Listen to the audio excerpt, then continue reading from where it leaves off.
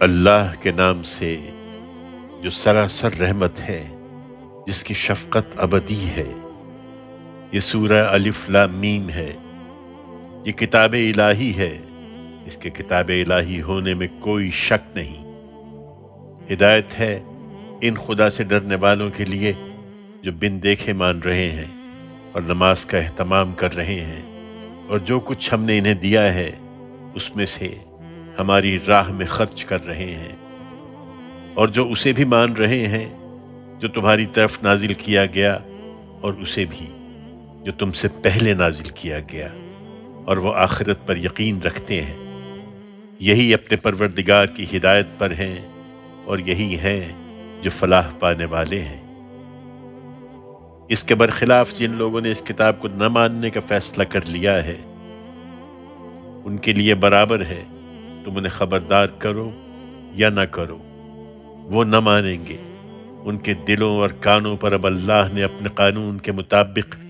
مہر لگا دی ہے، اور ان کی آنکھوں پر پردہ ہے، اور قیامت کے دن ایک بڑا عذاب ہے جو ان کے لیے منتظر ہے۔ اور انہی لوگوں میں وہ منافقین بھی ہیں جو یہ کہتے ہیں کہ ہم نے اللہ کو مانا ہے اور قیامت کے دن کو مانا ہے، درا حال کہ وہ ان میں سے کسی چیز کو بھی نہیں مانتے۔ وہ اللہ اور اہل ایمان دونوں کو فریب دینا چاہتے ہیں، اور حقیقت یہ ہے کہ اپنے آپ ہی کو فریب دے رہے ہیں، لیکن اس کا شعور نہیں رکھتے۔ ان کے دلوں میں حسد کی بیماری تھی، تو اللہ نے اب ان کی اس بیماری کو اور بڑھا دیا ہے، اور ان کے اس جرم کی پاداش میں کہ یہ جھوٹ بولتے رہے ہیں، ان کے لیے بڑا دردناک عذاب ہے۔ اور جب ان سے کہا جاتا ہے کہ اپنے اس رویے سے تم اس سرزمین میں فساد پیدا نہ کرو، تو جواب میں کہتے ہیں کہ ہم ہی تو اصلاح کرنے والے ہیں۔ خبردار، یہی فسادی ہیں، لیکن اس کا احساس نہیں کر رہے۔ اور جب ان سے کہا جاتا ہے کہ تم بھی اسی طرح ایمان لاؤ جس طرح تمہارے سامنے یہ لوگ ایمان لائے ہیں، تو بڑے تکبر سے کہتے ہیں کہ ہم کیا ان احمقوں کی طرح ایمان لائیں؟ سن لو، یہی احمق ہیں لیکن نہیں جانتے۔ اور جب مسلمانوں سے ملتے ہیں تو کہتے ہیں کہ ہم نے مان لیا، اور جب علیحدگی میں اپنے شیطانوں کے پاس پہنچتے ہیں تو کہتے ہیں کہ ہم تمہارے ساتھ ہیں، ہم تو مذاق کر رہے تھے۔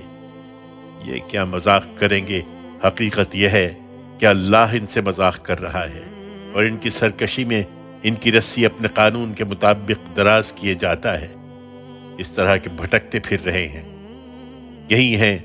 جنہوں نے ہدایت پر گمراہی کو ترجیح دی، تو ان کا یہ سودا ان کے لیے کچھ بھی نفع بخش نہ ہوا، اور نہ یہ راستہ پا سکے ہیں۔ ان کی مثال ایسی ہے جیسے اندھیری رات میں کسی شخص نے الاؤ جلایا، پھر جب آگ نے اس کے ماحول کو روشن کر دیا تو جن کے لیے آگ جلائی گئی تھی اللہ نے ان کی روشنی سلب کر لی، اور انہیں اس طرح اندھیروں میں چھوڑ دیا کہ وہ کچھ دیکھ نہیں سکتے، بہرے ہیں، گونگے ہیں، اندھے ہیں، سو اب وہ کبھی نہ لوٹیں گے۔ یا ایسی ہے جیسے آسمان سے بارش ہو رہی ہے، اس میں اندھیری گھٹائیں بھی ہیں اور کڑک اور چمک بھی۔ وہ موت کے ڈر سے کڑک کے مارے اپنی انگلیاں اپنے کانوں میں ٹھونسے لے رہے ہیں، درا حال کہ اس طرح کے منکروں کو اللہ ہر طرف سے گھیرے ہوئے ہے۔ بجلی کی چمک ان کی آنکھیں خیرہ کیے دے رہی ہے، جب ان پر چمکتی ہے یہ اس میں کچھ چل لیتے ہیں، اور جب ان پر اندھیرا چھا جاتا ہے تو کھڑے رہ جاتے ہیں۔ ان کے کان اور آنکھیں بھی اگر اللہ چاہتا تو سلب کر لیتا، بے شک اللہ ہر چیز پر قدرت رکھتا ہے۔ ان کے پیچھے لگ کر تم اپنے آپ کو برباد کیوں کرتے ہو؟ تم اپنے اس پروردگار کی بندگی کرو لوگو، جس نے تمہیں پیدا کیا ہے اور تم سے پہلوں کو بھی، اس لیے کہ تم اس کے عذاب سے بچے رہو۔ وہی جس نے تمہارے لیے زمین کو بچھونا اور آسمان کو چھت بنایا ہے، اور آسمان سے پانی اتارا ہے، پھر اس سے تمہاری روزی کے لیے طرح طرح کے میوے پیدا کر دیے ہیں۔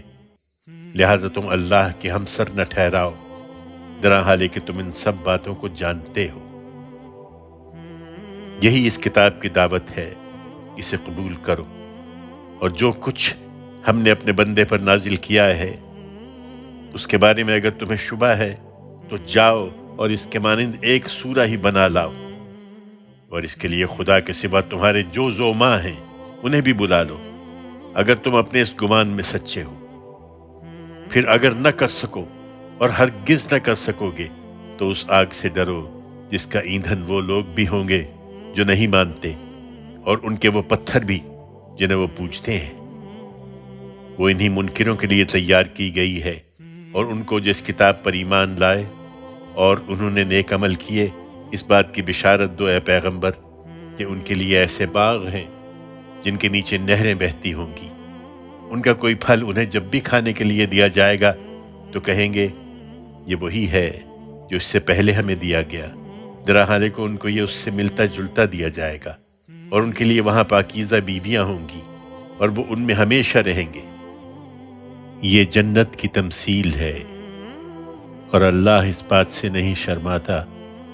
کہ کسی حقیقت کی وضاحت کے لیے وہ مچھر یا اس سے بھی حقیر کسی چیز کی تمثیل بیان کرے۔ پھر جو ماننے والے ہیں وہ جانتے ہیں کہ یہ ان کے پروردگار کی طرف سے حق آیا ہے، اور جو نہیں مانتے وہ کہتے ہیں کہ اس مثال سے اللہ نے کیا چاہا۔ اس طرح اللہ بہتوں کو اس سے گمراہ کرتا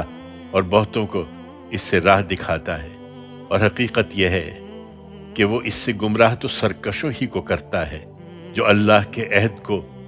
اس کے باندھ لینے کے بعد توڑ دیتے ہیں، اور اللہ نے جس چیز کے جوڑنے کا حکم دیا ہے اسے کاٹتے ہیں،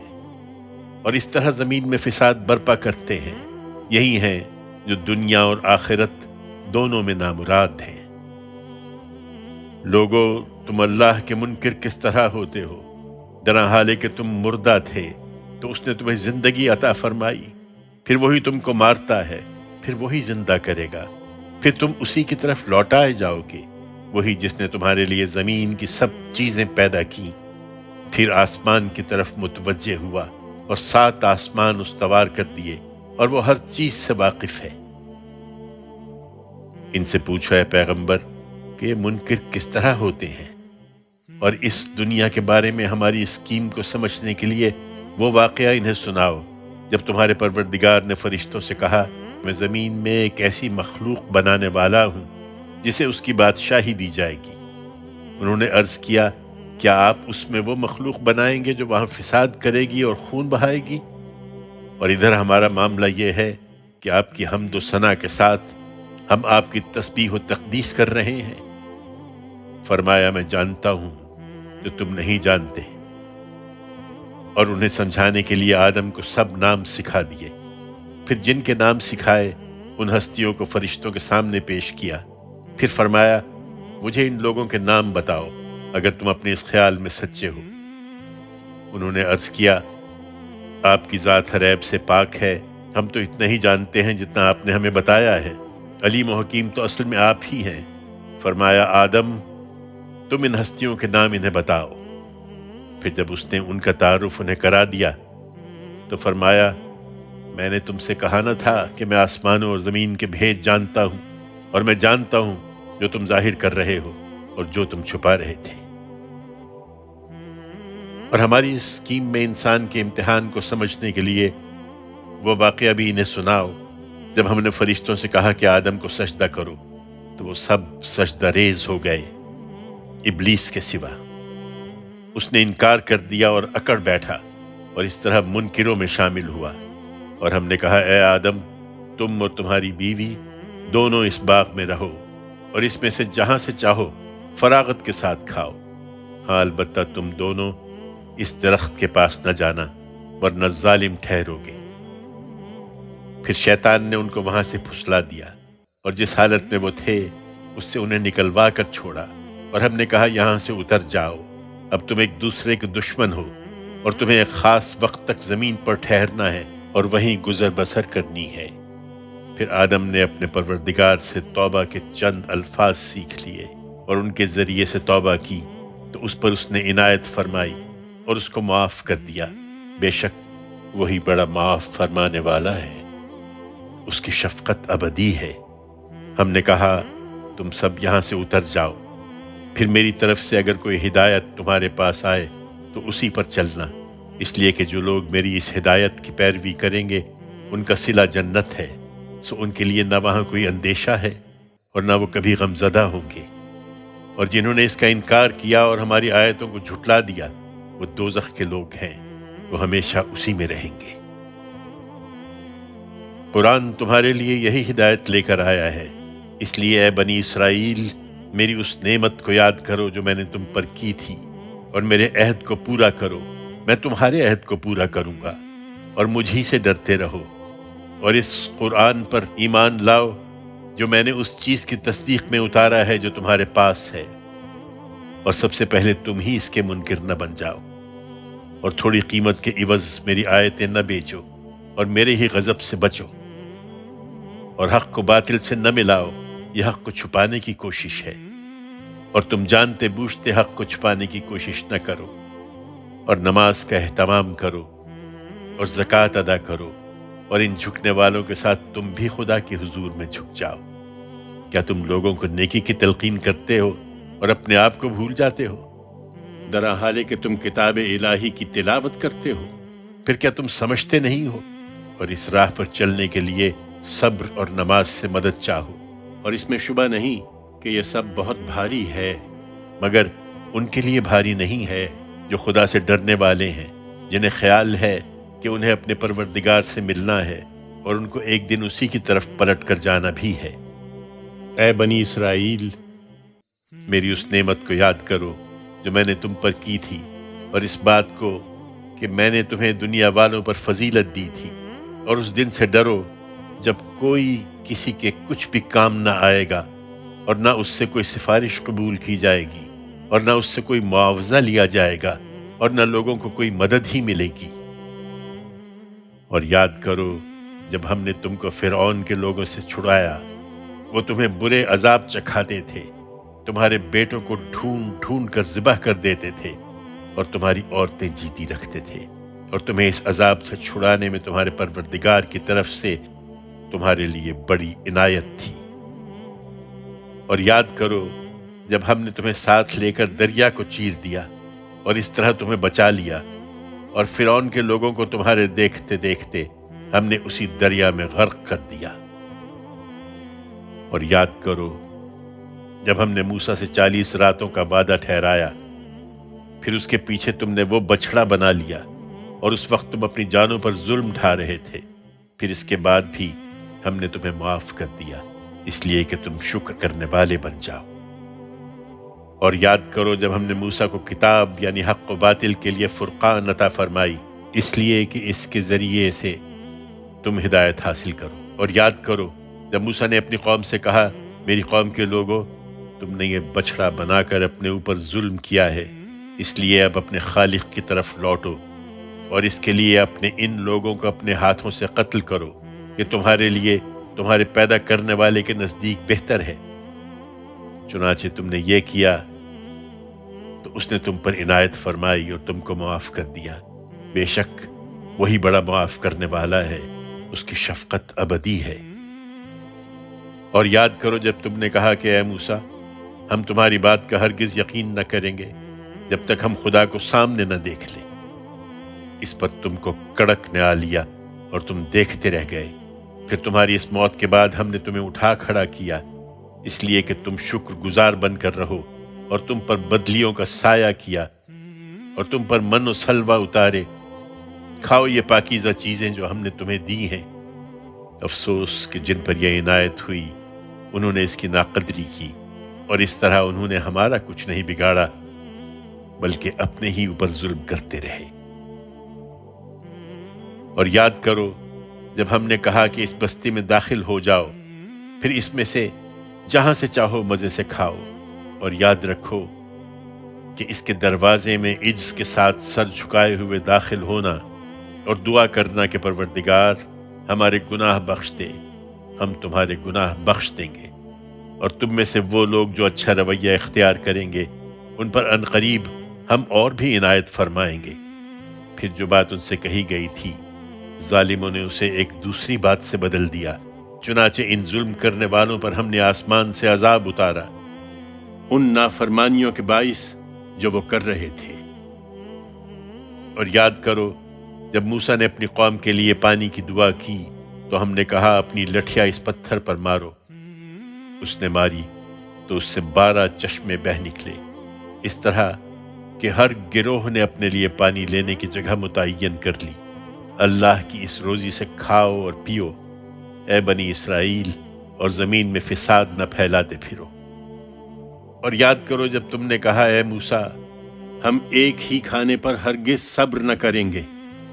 سو ہمارے لیے اپنے رب سے دعا کرو کہ یہ سبزی، ککڑی، لہسن، مسور اور پیاز جو زمین اگاتی ہے وہ ان چیزوں میں سے ہمارے لیے نکال کر لائے۔ اس نے کہا تم ایک بہتر چیز کو کمتر چیزوں سے بدلنا چاہتے ہو؟ اچھا تو جاؤ کسی مصر ہی میں جا رہو، اس لیے کہ جو کچھ تم مانگتے ہو وہاں تم کو مل جائے گا۔ وہ یہی کرتے رہے اور ان پر ذلت اور محتاجی مسلط کر دی گئی، اور وہ اللہ کا غضب کما لائے۔ یہ اس وجہ سے ہوا کہ وہ اللہ کی آیتوں کو نہیں مانتے تھے اور اس کے نبیوں کو ناحق قتل کرتے تھے۔ یہ اس وجہ سے ہوا کہ انہوں نے نافرمانی کی اور وہ اللہ کی ٹھہرائی ہوئی کسی حد پر نہ رہتے تھے۔ سو جزا و سزا کا قانون بالکل بے لاگ ہے، اس لیے وہ لوگ جو نبی امی پر ایمان لائے ہیں اور جو ان سے پہلے یہودی ہوئے اور جو نصارہ اور صابی کہلاتے ہیں، ان میں سے جن لوگوں نے بھی اللہ کو مانا ہے اور قیامت کے دن کو مانا ہے اور نیک عمل کیے ہیں، ان کے لیے ان کا صلہ ان کے پروردگار کے پاس ہے، اور اس کے حضور میں ان کے لیے نہ کوئی اندیشہ ہوگا اور نہ وہ کبھی غمزدہ ہوں گی۔ اور یاد کرو جب ہم نے تم سے عہد لیا تھا اور اس کے لیے طور کو تم پر اٹھایا تھا اور کہا تھا کہ اس چیز کو پوری قوت کے ساتھ پکڑو جو ہم نے تمہیں دی ہے، اور جو کچھ اس میں لکھا ہے اسے یاد رکھو تاکہ تم اللہ کے غضب سے بچے رہو۔ پھر اس کے بعد بھی تم اس سے پھر گئے۔ سو حقیقت یہ ہے کہ اگر اللہ کی عنایت اور اس کی رحمت تم پر نہ ہوتی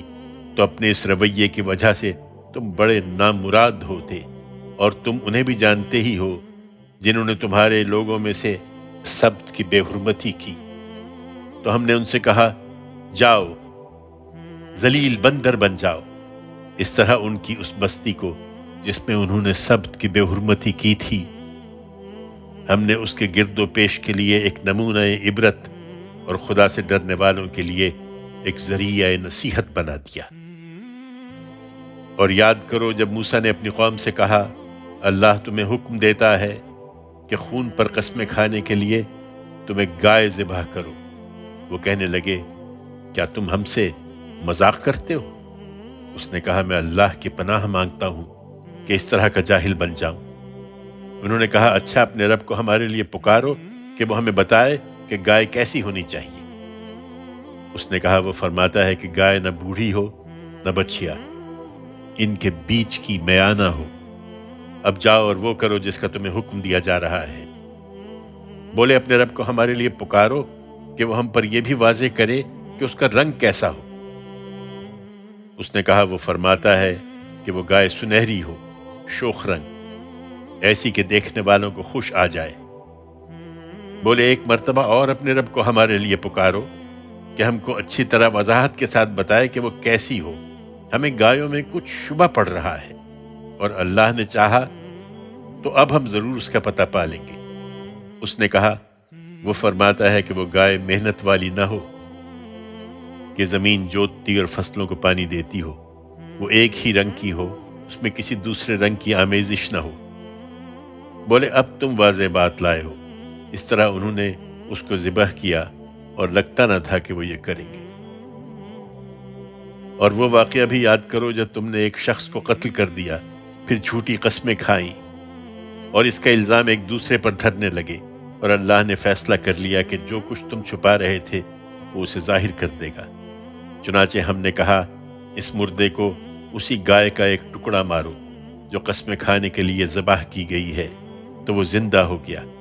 اللہ اسی طرح مردوں کو زندہ کرے گا، اور وہ تمہیں اپنی نشانیاں دکھاتا ہے تاکہ تم سمجھ سے کام لو۔ تم یہی کرتے رہے یہاں تک کہ اس کے بعد پھر تمہارے دل سخت ہو گئے، اس طرح کہ گویا وہ پتھر ہیں یا ان سے بھی زیادہ سخت، اور پتھروں میں تو ایسے بھی ہیں جن سے نہریں پھوٹتی ہیں، اور ان میں ایسے بھی ہیں جو پھٹ جاتے ہیں اور ان سے پانی بہہ نکلتا ہے، اور ان میں ایسے بھی ہیں کہ اللہ کے خوف سے گر پڑتے ہیں۔ یہ حقیقت ہے کہ تم یہی کرتے رہے ہو، اور جو کچھ تم کرتے ہو اللہ اس سے بے خبر نہیں ہے۔ اس کے باوجود مسلمانوں، کیا تم ان سے یہ توقع رکھتے ہو کہ یہ تمہاری بات مان لیں گے؟ اور یہ وہ لوگ ہیں کہ ان میں سے ایک گروہ اللہ کا کلام سنتا رہا ہے اور اسے اچھی طرح سمجھ لینے کے بعد جانتے بوجھتے اس میں تحریف کرتا رہا ہے۔ اور یہ وہ لوگ ہیں کہ جب مسلمانوں سے ملتے ہیں تو کہتے ہیں کہ ہم نے مان لیا ہے، اور جب آپس میں اکیلے ہوتے ہیں تو کہتے ہیں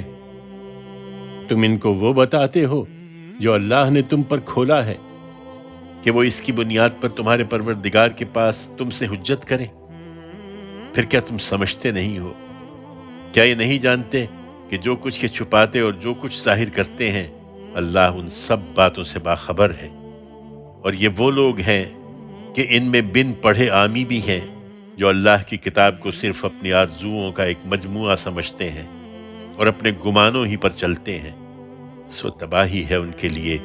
جو اپنے ہاتھوں سے شریعت تصنیف کرتے ہیں، پھر کہتے ہیں یہ اللہ کی طرف سے ہے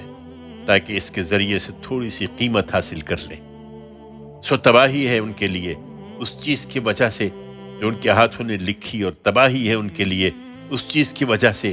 جو اس کے ذریعے سے وہ کماتے ہیں۔ اور یہ وہ لوگ ہیں کہ انہوں نے دعویٰ کیا ہے کہ دوزخ کی آگ ہمیں ہرگز نہ چھوئے گی۔ ہاں، گنتی کے چند دنوں کی تکلیف البتہ ہو سکتی ہے۔ ان سے پوچھو کیا اللہ سے تم نے کوئی عہد لیا ہے؟ اس لیے کہ اگر عہد لیا ہے تو اللہ کسی حال میں اپنے عہد کی خلاف ورزی نہ کرے گا۔ یا تم اللہ پر ایسی تہمت باندھ رہے ہو جس کے بارے میں تم کچھ نہیں جانتے؟ ہاں کیوں نہیں، جن لوگوں نے کوئی بدی کمائی ہے اور ان کے گناہ نے انہیں پوری طرح گھیر لیا ہے وہی دوزخ کے لوگ ہیں، وہ اس میں ہمیشہ رہیں گے۔ اور جو ایمان لائے اور انہوں نے نیک عمل کیے وہی جنت کے لوگ ہیں، وہ اس میں ہمیشہ رہیں گے۔ اور یاد کرو جب ہم نے بنی اسرائیل سے عہد لیا کہ تم اللہ کے سوا کسی کی عبادت نہ کرو گے، اور والدین کے ساتھ اور قرابت مندوں اور یتیموں اور مسکینوں کے ساتھ حسن سلوک کرو گے، اور عہد لیا کہ لوگوں سے اچھی بات کہو اور نماز کا اہتمام کرو اور زکوٰۃ ادا کرو، پھر تم میں سے تھوڑے لوگوں کے سوا تم سب اس سے پھر گئے، اور حقیقت یہ ہے کہ تم پھر جانے والے لوگ ہی ہو۔ اور یاد کرو جب ہم نے تم سے عہد لیا کہ آپس میں خون نہ بہاؤ گے اور اپنے لوگوں کو اپنی بستیوں سے نہ نکالو گے، پھر تم نے اقرار کیا اور تم اس کے گواہ ہو، پھر یہ تم ہی ہو کہ اپنوں کو قتل کرتے ہو اور اپنے ہی ایک گروہ کو ان کی بستیوں سے نکالتے ہو، اس طرح کے ظلم اور حق تلفی کے ساتھ ان کے خلاف ایک دوسرے کی مدد کرتے ہو۔ اور اگر وہ تمہارے پاس قیدی ہو کر آئیں تو فدیہ دے کر انہیں چھڑاتے ہو، درا حالے کہ ان کا نکالنا ہی سرے سے تمہارے لیے جائز نہ تھا۔ پھر کیا تم کتاب الہی کے ایک حصے کو مانتے اور ایک حصے کا انکار کرتے ہو؟ سو تم میں سے جو یہ کرتے ہیں ان کی سزا دنیا کی زندگی میں رسوائی کے سوا کچھ نہیں، اور قیامت کے دن وہ سخت سے سخت عذاب میں پہنچا دیے جائیں گے۔ تم یہی کرتے ہو، اور جو کچھ تم کرتے ہو اللہ اس سے بے خبر نہیں ہے۔ یہی وہ لوگ ہیں جنہوں نے آخرت دے کر دنیا کی زندگی خرید لی، اس لیے اب نہ ان سے عذاب ہی ہلکا ہوگا اور نہ کوئی مدد انہیں پہنچے گی۔ اور ہم نے موسیٰ کو کتاب دی تھی اور اس کے پیچھے پے در پے اپنے پیغمبر بھیجے تھے، اور مریم کے بیٹے عیسیٰ کو ان سب کے بعد کھلی کھلی نشانیاں دیں اور روح القدس سے اس کی تائید کی، تو جانتے ہو کہ ان کے ساتھ تمہارا رویہ کیا رہا۔ پھر کیا یہی ہوگا کہ جب بھی ہمارا کوئی پیغمبر وہ باتیں لے کر تمہارے پاس آئے گا جو تمہاری خواہشوں کے خلاف ہوں گی تو تم اس کے سامنے تکبر ہی کرو گے؟ پھر ایک گروہ کو جھٹلا دو گے اور ایک گروہ کو قتل کرو گے۔ اور یہ وہ لوگ ہیں کہ انہوں نے کہا ہمارے دلوں پر غلاف ہے، نہیں بلکہ ان کے اس کفر کی وجہ سے اللہ نے ان پر لعنت کر دی ہے، اس لیے اب یہ کم ہی مانیں گے۔ اور یہ وہ لوگ ہیں کہ جب اللہ کی طرف سے ایک کتاب ان کے پاس آئی ان پیشین گوئیوں کی تصدیق میں جو ان کے ہاں موجود ہیں، اور اس سے پہلے یہ اسی کے حوالے سے اپنے دین کا انکار کرنے والوں کے خلاف فتح کی دعائیں مانگ رہے تھے، پھر جب وہ چیز ان کے پاس آئی جسے خوب پہچانے ہوئے تھے تو یہ اس کے منکر ہو گئے۔ سو اللہ کی لعنت ہے ان منکروں پر۔ کیا ہی بری ہے وہ چیز جس کے بدلے میں انہوں نے اپنے آپ کو بیچ دیا، کہ محض اس بات کی ضد میں کہ اللہ اپنے بندوں میں سے جس پر چاہے اپنا فضل اتارے، یہ اس چیز کا انکار کر دیں جو اللہ نے اتاری ہے۔ سو یہ غضب پر غضب کا مال آئے، اور دنیا اور آخرت میں ان منکروں کے لیے اب بڑی ذلت کا عذاب ہے۔ اور یہ وہ لوگ ہیں کہ جب ان سے اصرار کیا جاتا ہے کہ اس چیز کو مان لو جو اللہ نے اتاری ہے، تو جواب دیتے ہیں کہ ہم تو اسے ہی مانتے ہیں جو ہم پر اترا ہے، اور اس طرح جو کچھ اس کے علاوہ ہے اس کا صاف انکار کر دیتے ہیں۔ درحال ہے کہ وہی حق ہے ان پیشین گوئیوں کے ٹھیک مطابق جو ان کے ہاں موجود ہیں۔ ان سے پوچھو وہ ہدایت جو تم پر اتری ہے، اگر تم اس کے ماننے والے ہو تو اس سے پہلے پھر اللہ کے ان نبیوں کو قتل کیوں کرتے رہے ہو جو تمہاری طرف آئے؟ اور حقیقت یہ ہے کہ موسیٰ تمہارے پاس کھلی ہوئی نشانیاں لے کر آیا، پھر اس کے پیچھے تم نے بچھڑے کو معبود بنا لیا، اور اس وقت تم بڑے ظلم کا ارتکاب کر رہے تھے۔ اور یاد کرو جب ہم نے تم سے عہد لیا اور اس کے لیے طور کو تم پر اٹھا دیا اور حکم دیا کہ یہ جو کچھ ہم نے تمہیں دیا ہے اسے مضبوطی سے پکڑو اور سنو اور مانو، تو تمہارے بزرگوں نے جو رویہ اس کے ساتھ اختیار کیا اس نے بتا دیا کہ انہوں نے گویا اس وقت یہی کہا کہ ہم نے سنا اور نہیں مانا، اور ان کے اس کفر کے باعث وہ بچھڑا ان کے دلوں میں بسا دیا گیا۔ ان سے پوچھو اگر تم ماننے والے ہو تو کیا ہی بری ہیں یہ باتیں جو تمہارے یہ ایمان تمہیں سکھاتا ہے۔ ان سے کہو اگر آخرت کا گھر اللہ کے نزدیک سب لوگوں کو چھوڑ کر صرف تمہارے لیے خاص ہے تو مرنے کی تمنا کرو اگر تم اپنے اس دعوے میں سچے ہو، اور تم دیکھو گے کہ اپنے ہاتھوں کی جو کمائی یہ آگے بھیج چکے ہیں اس کی وجہ سے یہ کبھی اس کی تمنا نہ کریں گے، اور حقیقت یہ ہے کہ اللہ ان ظالموں سے خوب واقف ہے، اور انہیں تم سب سے بڑھ کر جینے کا حریص پاؤ گے۔ اور حد یہ ہے کہ ان لوگوں سے بھی بڑھ کر جنہوں نے شرک کو اپنا مذہب بنایا ہے، ان میں سے ہر ایک یہ چاہتا ہے کہ کاش وہ 1000 سال جیتا رہے، درحال ہے کہ اگر یہ عمر بھی اس کو مل جائے تو اس سے وہ اپنے آپ کو اللہ کے عذاب سے بچا نہ سکے گا۔ اور اس میں شبہ نہیں کہ جو کچھ یہ کرتے ہیں اللہ اسے دیکھ رہا ہے۔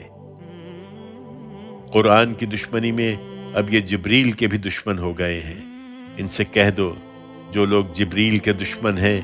وہ در حقیقت اللہ کے دشمن ہیں، اس لیے کہ اس نے تو اے پیغمبر اسے اللہ کے اذن ہی سے تمہارے قلب پر نازل کیا ہے، ان پیشین گوئیوں کی تصدیق میں جو اس سے پہلے موجود ہیں، اور ان لوگوں کے لیے ہدایت اور بشارت کے طور پر جو ایمان والے ہیں۔ انہیں معلوم ہونا چاہیے کہ جو اللہ اور اس کے فرشتوں اور اس کے رسولوں اور جبریل اور میکائیل کے دشمن ہیں تو اللہ بھی ایسے کافروں کا دشمن ہے۔ اور اس قرآن کی صورت میں اے پیغمبر ہم نے تمہاری طرف نہایت واضح دلیلیں اتار دی ہیں، اور حقیقت یہ ہے کہ انہیں صرف اس طرح کے نافرمان ہی نہیں مانتے۔ کیا یہی ہوتا رہے گا کہ یہ جب کوئی عہد باندھیں گے ان میں سے ایک گروہ اسے اٹھا کر پھینک دے گا؟ بلکہ حق یہ ہے کہ ان میں سے اکثر تو ایمان ہی نہیں رکھتے۔ اور اب بھی یہی ہوا ہے کہ جب اللہ کی طرف سے ایک پیغمبر ان پیشین گوئیوں کے مطابق ان کے پاس آ گیا ہے جو ان کے ہاں موجود ہیں، تو یہ لوگ جنہیں کتاب دی گئی ان میں سے ایک گروہ نے اللہ کی اس کتاب کو اس طرح اپنی پیٹھ کے پیچھے پھینک دیا گویا وہ اسے جانتے ہی نہیں، اور پیغمبر کو ضرر پہنچانے کے لیے اس چیز کے پیچھے لگ گئے جو سلیمان کی بادشاہی کے نام پر شیاطین پڑھتے پڑھاتے ہیں۔ یہ اسے سلیمان کی طرف منسوب کرتے ہیں، درا حال ہے کہ سلیمان نے کبھی کفر نہیں کیا، بلکہ اسی طرح کے شیطانوں نے کفر کیا۔ وہ لوگوں کو جادو سکھاتے تھے اور اس چیز کے پیچھے لگ گئے جو بابل میں 2 فرشتوں ہاروت و ماروت پر اتاری گئی تھی۔ درا حال ہے کہ وہ دونوں اس وقت تک کسی کو کچھ نہ سکھاتے تھے جب تک اسے بتا نہ دیتے کہ ہم تو صرف ایک آزمائش ہیں، اس لیے تم اس کفر میں نہ پڑو۔ پھر بھی یہ ان سے وہ علم سیکھتے تھے جس سے میاں اور بیوی میں جدائی ڈال دے، اور حقیقت یہ تھی کہ اللہ کی اجازت کے بغیر یہ اس سے کسی کا کچھ بھی بگاڑ نہ سکتے تھے۔ یہ اس بات سے واقف تھے اور اس کے باوجود وہ چیزیں سیکھتے تھے جو انہیں کوئی نفع نہیں دیتی تھیں بلکہ نقصان پہنچاتی تھیں، درا حال ہے کہ یہ جانتے تھے کہ جو ان چیزوں کا خریدار ہے اس کے لیے پھر آخرت میں کوئی حصہ نہیں ہے۔ کیا ہی بری ہے وہ چیز جس کے بدلے میں انہوں نے اپنی جانیں بیچ دیں، اے کاش یہ جانتے۔ اور اگر یہ ایمان اور تقوی اختیار کرتے تو اللہ کے ہاں جو صلہ انہیں ملتا وہ ان کے لیے کہیں بہتر تھا، اے کاش یہ سمجھتے۔ ان کے فتنوں سے بچنے کے لیے ایمان والو تم بارگاہ رسالت میں بیٹھو تو رائنا نہ کہا کرو، انظر نہ کہا کرو، اور جو کچھ کہا جائے اسے توجہ سے سنو، اور اس بات کو یاد رکھو کہ ان کافروں کے لیے دردناک عذاب ہے، اہل کتاب ہوں یا مشرکین۔ ان میں سے جن لوگوں نے کفر کیا ہے وہ نہیں چاہتے کہ تمہارے پروردگار کی طرف سے کوئی خیر تم پر نازل کیا جائے۔ یہ احمق نہیں جانتے کہ اللہ جس کو چاہتا ہے اپنی رحمت کے لیے خاص کر لیتا ہے، اور نہیں جانتے کہ اللہ بڑی عنایت فرمانے والا ہے۔ انہیں اعتراض ہے کہ تورات کی شریعت میں ہم کوئی تبدیلی کیوں کرتے ہیں۔ انہیں بتا دو کہ ہم اس کتاب کی جو آیت بھی منسوخ کرتے ہیں یا اسے بھلا دیتے ہیں، قرآن میں اس کی جگہ اس سے بہتر یا اس جیسی کوئی دوسری لے آتے ہیں۔ کیا تم نہیں جانتے لوگو کہ اللہ ہر چیز پر قدرت رکھتا ہے؟ کیا تم نہیں جانتے کہ زمین اور آسمانوں کی بادشاہی اللہ ہی کے لیے ہے؟ وہ جس کو چاہے گا اپنی شریعت کا حامل بنائے گا، اور تم اگر اس کا یہ فیصلہ نہیں مانتے تو اللہ کے سوا تمہارے لیے اس دنیا میں پھر کوئی دوست ہے اور نہ کوئی مدد کرنے والا۔ ان کی پیروی میں ایمان والو، کیا تم بھی اپنے رسول سے اسی طرح کی باتیں پوچھنا چاہتے ہو جس طرح کی باتیں اس سے پہلے موسیٰ سے پوچھی گئی تھیں؟ تمہیں معلوم ہونا چاہیے کہ یہ ایمان کا طریقہ نہیں ہے، اور معلوم ہونا چاہیے کہ جس نے ایمان کے بدلے میں کفر کو لے لیا وہ پھر سیدھی راہ سے بھٹک گیا۔ بہت سے اہل کتاب محض اپنے جی کے حسد کی وجہ سے یہ چاہتے ہیں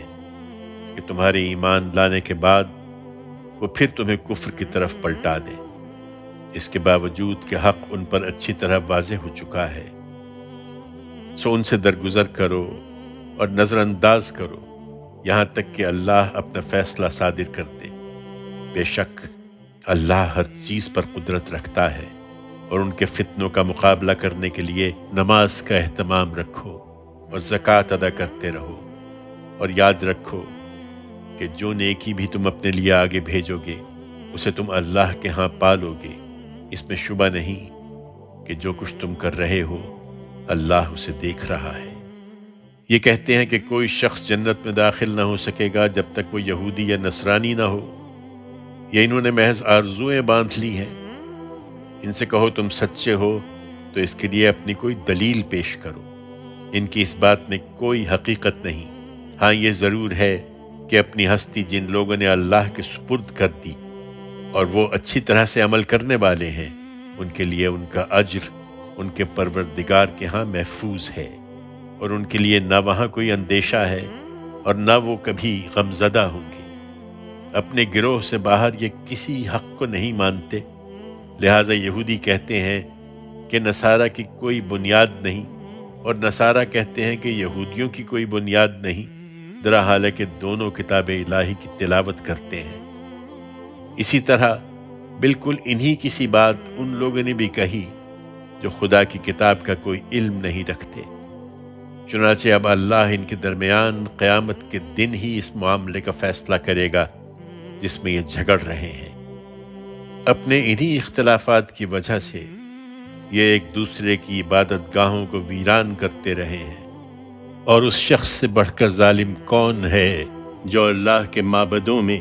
اس بات سے منع کرے کہ وہاں اس کا نام لیا جائے اور ان کی ویرانی کے درپے ہو۔ ان کے لیے اس کے سوا کچھ زیبا نہ تھا کہ ان معبدوں میں جائیں تو اللہ سے ڈرتے ہوئے جائیں، لیکن انہوں نے سرکشی اختیار کی، تو اب ان کے لیے دنیا میں بھی ذلت ہے اور قیامت میں بھی ایک بڑا عذاب ان کا منتظر ہے۔ یہ اس لیے ہوا کہ ان میں سے کسی نے مشرق کو قبلہ ٹھہرایا اور کسی نے مغرب کو، اور حق یہ ہے کہ مشرق و مغرب سب اللہ ہی کے لیے ہیں، لہٰذا اللہ کے حکم پر تم جدھر رخ کرو گے وہیں اللہ کا رخ ہے۔ اس میں شبہ نہیں کہ اللہ بڑی گنجائش والا ہے، وہ ہر چیز کو جانتا ہے۔ پھر یہی نہیں، اپنی نجات کے یہ مدعی اس قدر پستی میں گر چکے ہیں کہ انہوں نے کہا ہے کہ اللہ کی اولاد ہے۔ لا ریب، وہ پاک ہے ان باتوں سے، بلکہ زمین اور آسمانوں میں جو کچھ ہے اسی کا ہے، سب اس کا حکم مانتے ہیں۔ زمین اور آسمانوں کو وہی عدم سے وجود میں لانے والا ہے، اور جب کسی بات کا فیصلہ کر لیتا ہے تو اس کے لیے اتنا ہی کہتا ہے کہ ہو جا، تو وہ ہو جاتی ہے۔ اور اسی طرح ان لوگوں نے بھی کہا ہے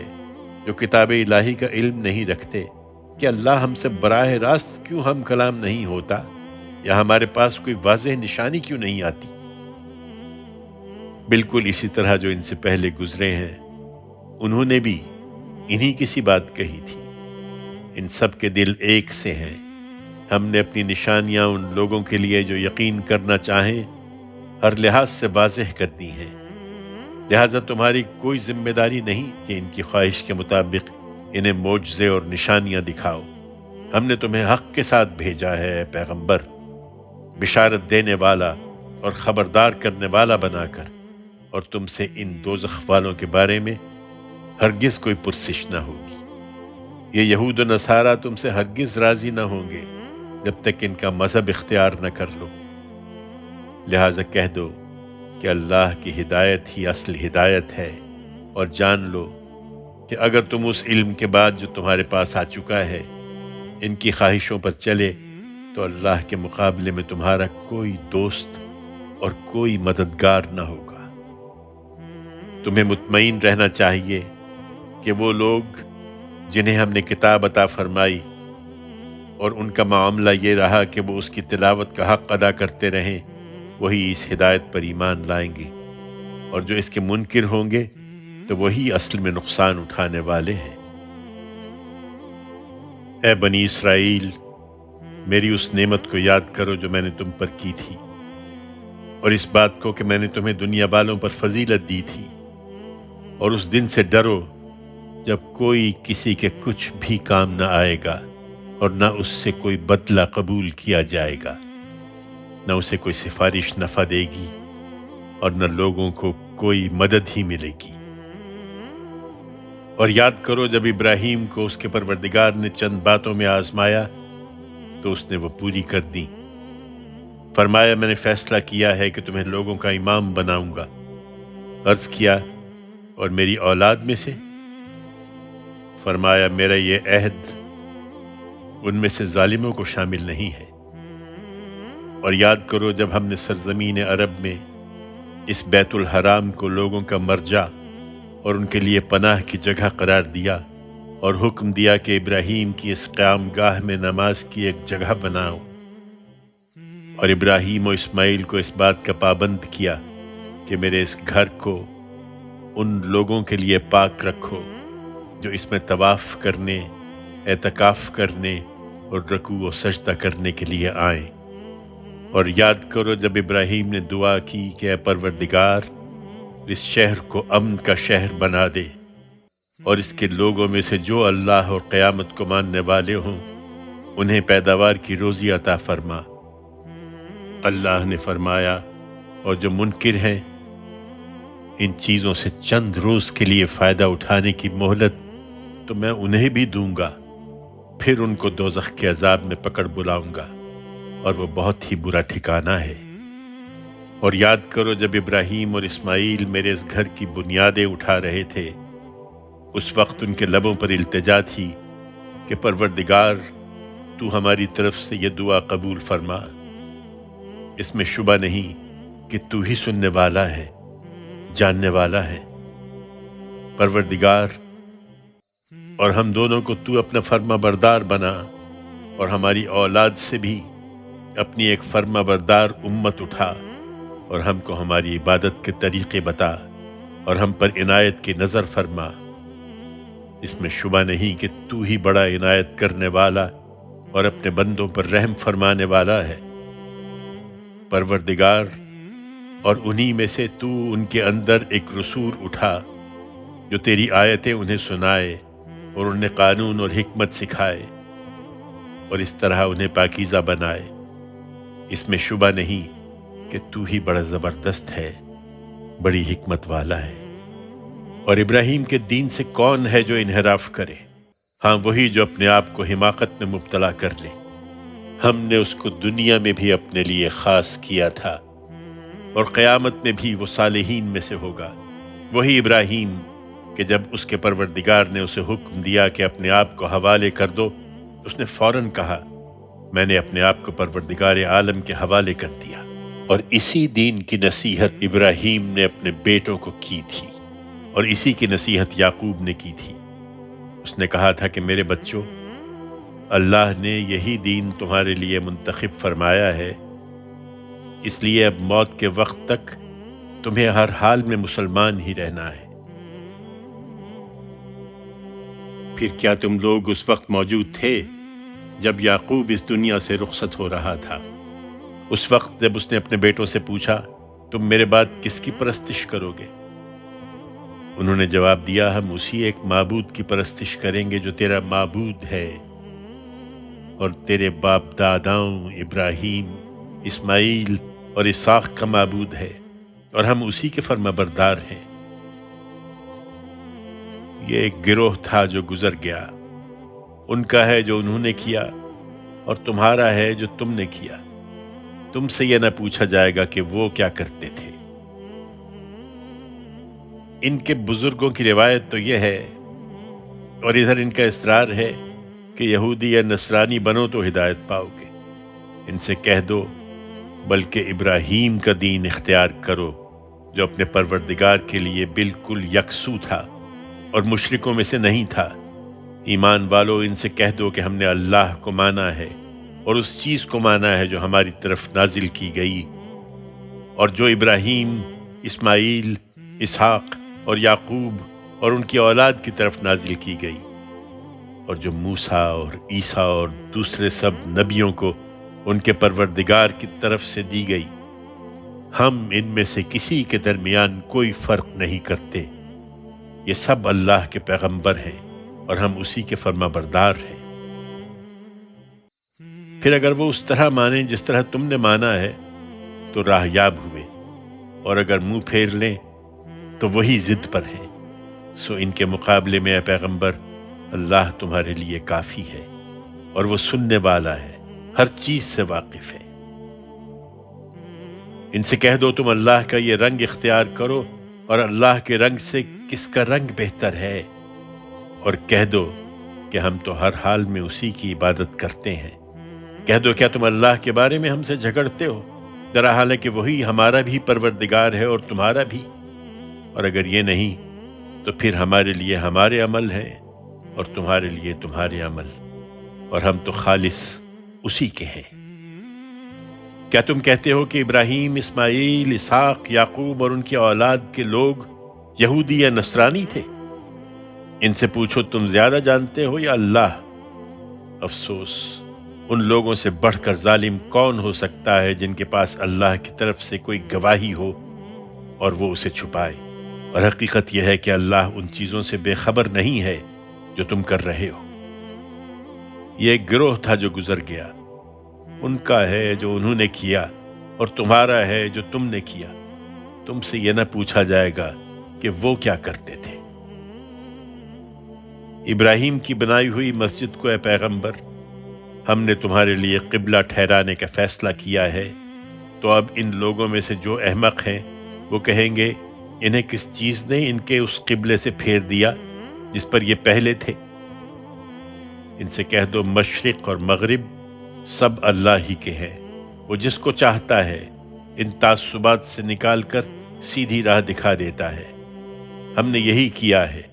اور جس طرح مسجد حرام کو تمہارا قبلہ ٹھہرایا ہے اسی طرح ہم نے تمہیں بھی ایک درمیان کی جماعت بنا دیا ہے، تاکہ تم دنیا کے سب لوگوں پر حق کی شہادت دینے والے بنو، اور اللہ کا رسول تم پر یہ شہادت دے۔ اور اس سے پہلے اے پیغمبر جس قبلے پر تم تھے اسے تو ہم نے صرف یہ دیکھنے کے لیے ٹھہرایا تھا کہ کون رسول کی پیروی کرتا ہے اور کون الٹے پاؤں پھر جاتا ہے۔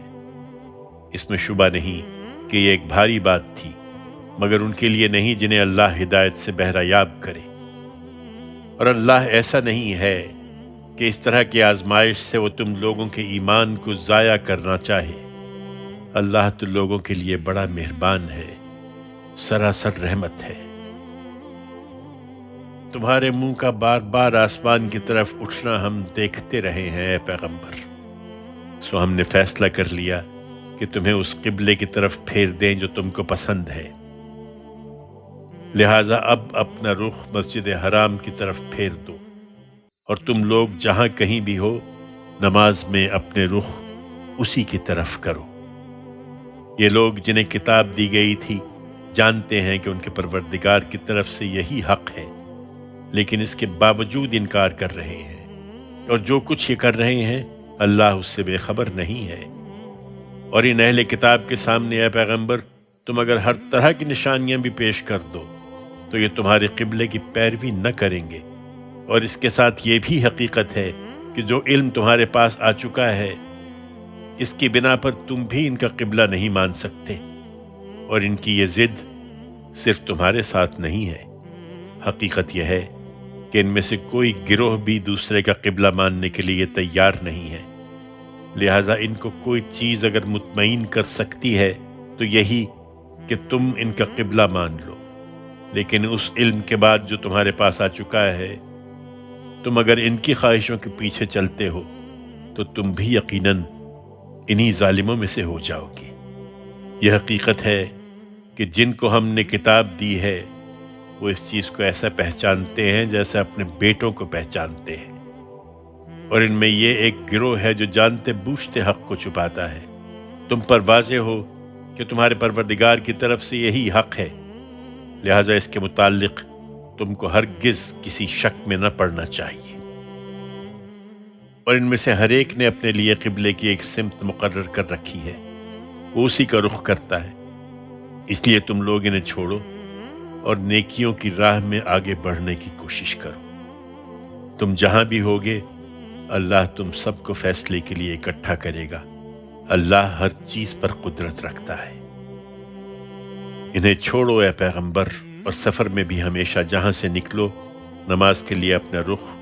مسجد حرام ہی کی طرف کرو۔ اس میں شبہ نہیں کہ تمہارے پروردگار کی طرف سے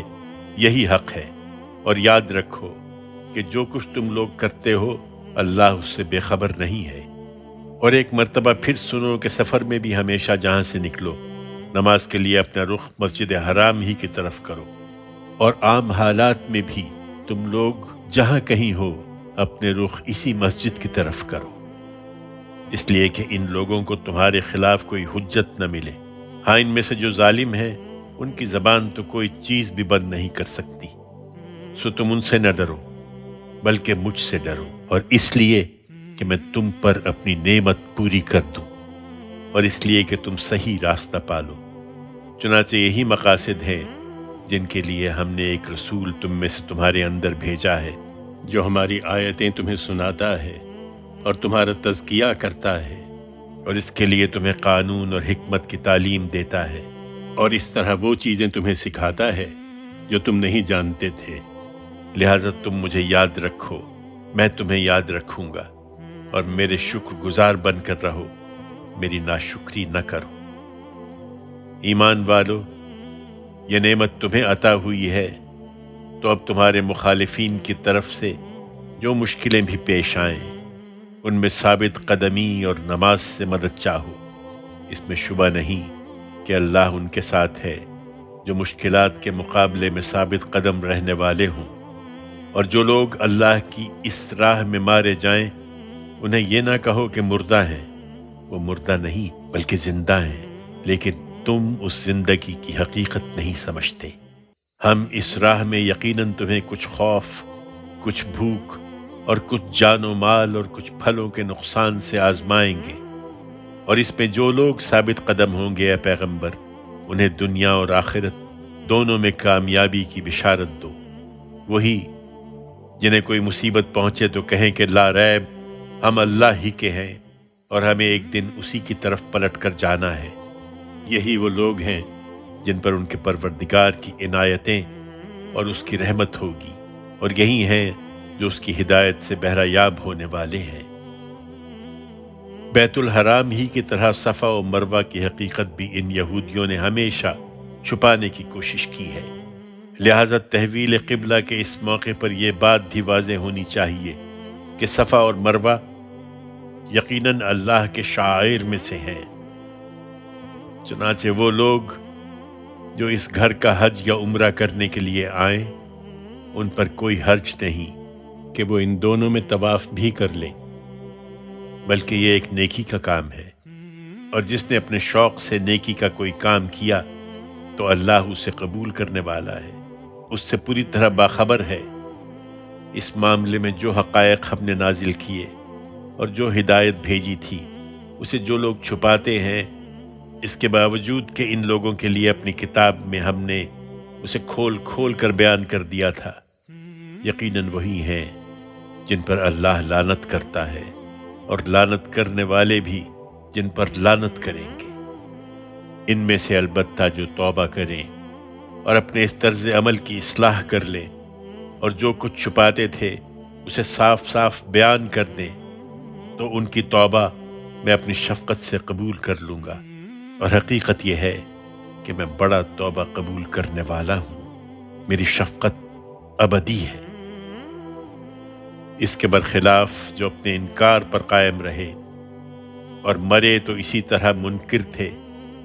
یقیناً وہی ہیں جن پر اللہ اور اس کے فرشتوں اور سب لوگوں کی لعنت ہے، وہ اس میں ہمیشہ رہیں گے، نہ ان پر سے سزا ہی ہلکی کی جائے گی اور نہ انہیں کوئی مہلت ملے گی۔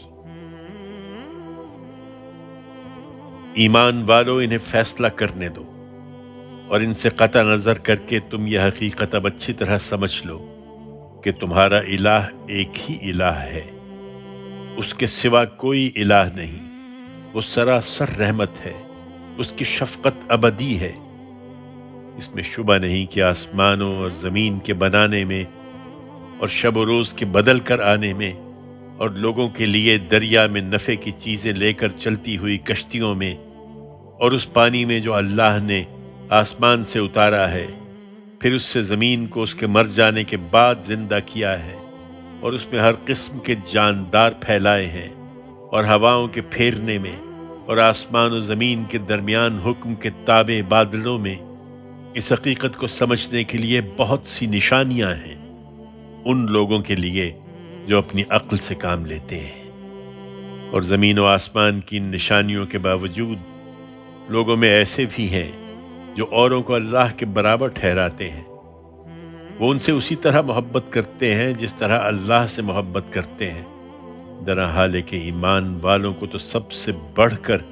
اپنے اللہ سے محبت ہوتی ہے۔ اور اگر یہ ظالم اس وقت کو دیکھیں جب یہ عذاب دیکھیں گے تو ان پر یہ حقیقت واضح ہو جائے کہ زور و اختیار سب اللہ ہی کا ہے، اور یہ کہ اس طرح کے لوگوں کو اللہ بڑا ہی سخت عذاب دینے والا ہے۔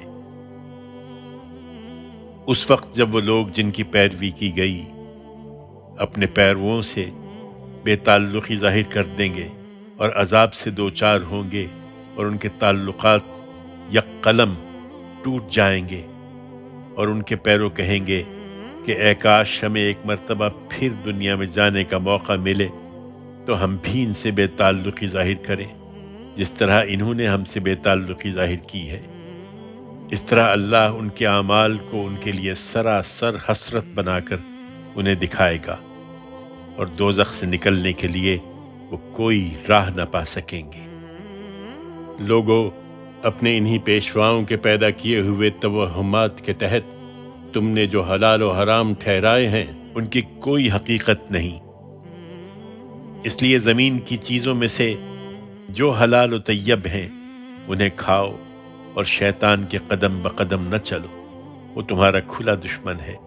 وہ تو یہی کرے گا کہ تمہیں برائی اور بے حیائی کی ترغیب دے اور اس کی ترغیب دے کہ تم وہ باتیں اللہ کے نام لگاؤ جو تم نہیں جانتے۔ اور جب انہیں دعوت دی جاتی ہے کہ اپنی ان باتوں کو چھوڑ کر اس چیز کی پیروی کرو جو اللہ نے اتاری ہے، تو کہتے ہیں کہ نہیں، بلکہ ہم تو اسی راہ پر چلیں گے جس پر ہم نے اپنے باپ داداؤں کو چلتے پایا ہے۔ کیا اس صورت میں بھی کہ اگر ان کے باپ داداؤں نے نہ اپنی عقل سے کچھ کام لیا ہو اور نہ راہ ہدایت پائی ہو؟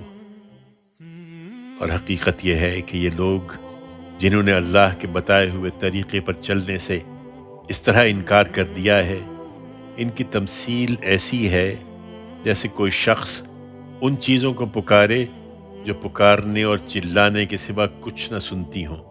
یہ بہرے ہیں، گونگے ہیں، اندھے ہیں، اس لیے یہ کچھ نہیں سمجھتے۔ ایمان والو، یا اگر اپنی ان بدعتوں کو نہیں چھوڑتے تو انہیں ان کے حال پر چھوڑو، اور جو پاکیزہ چیزیں ہم نے تمہیں عطا فرمائی ہیں انہیں بغیر کسی تردد کے کھاؤ اور اللہ ہی کے شکر گزار بنو اگر تم اسی کی پرستش کرنے والے ہو۔ اس نے تو تمہارے لیے صرف مردار اور خون اور سور کا گوشت اور غیر اللہ کے نام کا ذبیحہ حرام ٹھہرایا ہے۔ اس پر بھی جو مجبور ہو جائے اس طرح کہ نہ چاہنے والا ہو نہ حد سے بڑھنے والا، تو اس پر کوئی گناہ نہیں۔ اللہ یقیناً بخشنے والا ہے، وہ سراسر رحمت ہے۔ یہ اہل کتاب تو جانتے تھے کہ یہی حق ہے، لیکن انہوں نے اسے چھپایا۔ حقیقت یہ ہے کہ جو لوگ اس قانون کو چھپاتے ہیں جو اللہ نے اتارا ہے اور اس کے بدلے میں دنیا کی بہت تھوڑی قیمت قبول کر لیتے ہیں، وہ اپنے پیٹ میں صرف دوزخ کی آگ بھرتے ہیں۔ قیامت کے دن اللہ نہ ان سے بات کرے گا نہ انہیں پاکیزہ بنائے گا، اور ان کے لیے وہاں ایک دردناک عذاب مقرر ہے۔ یہی لوگ ہیں جنہوں نے ہدایت کے بدلے گمراہی اور مغفرت کے بدلے عذاب خریدا ہے۔ سو یہ کتنے جری ہیں دوزخ کو برداشت کر لینے کے معاملے میں۔ یہ اس لیے ہوگا کہ اللہ نے اپنی یہ کتاب قول فیصل کے ساتھ اتاری ہے، مگر یہ لوگ جنہوں نے اس کتاب کے معاملے میں اختلاف کیا ہے، یہ اپنی ضد میں بہت دور نکل گئے ہیں۔ یہ سمجھتے ہیں کہ اللہ سے وفا کا حق مذہب کی کچھ رسمیں پوری کر دینے سے ادا ہو جاتا ہے۔ انہیں معلوم ہونا چاہیے کہ اللہ کے ساتھ وفاداری صرف یہ نہیں کہ تم نے نماز میں اپنا رخ مشرق یا مغرب کی طرف کر لیا، بلکہ وفاداری تو ان کی وفاداری ہے جو پورے دل سے اللہ کو مانے اور قیامت کے دن کو مانے اور اللہ کے فرشتوں کو مانے اور اس کی کتابوں کو مانے اور اس کے نبیوں کو مانے، اور مال کی محبت کے باوجود اسے قرابت مندوں، یتیموں، مسکینوں، مسافروں اور مانگنے والوں پر اور لوگوں کی گردنیں چھڑانے میں خرچ کریں، اور نماز کا اہتمام کریں اور زکوٰۃ ادا کریں۔ اور وفاداری تو ان کی وفاداری ہے کہ جب عہد کر بیٹھے تو اپنے اس عہد کو پورا کرنے والے ہوں، اور خاص کر ان کی جو تنگی اور بیماری میں اور جنگ کے موقع پر ثابت قدم رہنے والے ہوں۔ یہی ہیں جو اللہ کے ساتھ اپنے عہد وفا میں سچے ہیں، اور یہی ہیں جو فی الواقع پرہیزگار ہیں۔ ایمان والو، تم میں جو لوگ قتل کر دیے جائیں ان کے مقدموں میں قصاص تم پر فرض کیا گیا ہے۔ اس طرح کہ قاتل آزاد ہو تو اس کے بدلے میں وہی آزاد، غلام ہو تو اس کے بدلے میں وہی غلام، عورت ہو تو اس کے بدلے میں وہی عورت۔ پھر جس کے لیے اس کے بھائی کی طرف سے کچھ رعایت کی جائے تو اس کو تم قبول کر سکتے ہو، لیکن یہ قبول کر لی جائے تو دستور کے مطابق اس کی پیروی کی جائے گی، اور جو کچھ بھی خون بہا ہو وہ خوبی کے ساتھ اسے ادا کر دیا جائے گا۔ یہ تمہارے پروردگار کی طرف سے ایک قسم کی رعایت اور تم پر اس کی عنایت ہے۔ پھر اس کے بعد جو زیادتی کرے تو اس کے لیے قیامت میں دردناک سزا ہے، اور تمہارے لیے قصاص میں زندگی ہے، عقل والو، تاکہ تم حدود الہی کی پابندی کرتے رہو۔ اسی طرح مال کے نزاعات سے بچنے کے لیے تم پر فرض کیا گیا ہے کہ تم میں سے جب کسی کی موت کا وقت آ پہنچے اور وہ کچھ مال چھوڑ رہا ہو تو والدین اور قرابت مندوں کے لیے دستور کے مطابق وصیت کرے۔ اللہ سے ڈرنے والوں پر یہ حق ہے۔ پھر جو اس وصیت کو اس کے سننے کے بعد بدل ڈالے تو اس کا گناہ ان بدلنے والوں ہی پر ہوگا۔ انہیں یاد رکھنا چاہیے کہ یقیناً اللہ سب کچھ سنتا اور جانتا ہے۔ جس کو البتہ کسی وصیت کرنے والے کی طرف سے جانبداری یا حق تلفی کا اندیشہ ہو اور وہ ان کے درمیان صلح کرا دے تو اس پر کوئی گناہ نہیں ہے۔ بے شک اللہ بخشنے والا ہے، اس کی شفقت ابدی ہے۔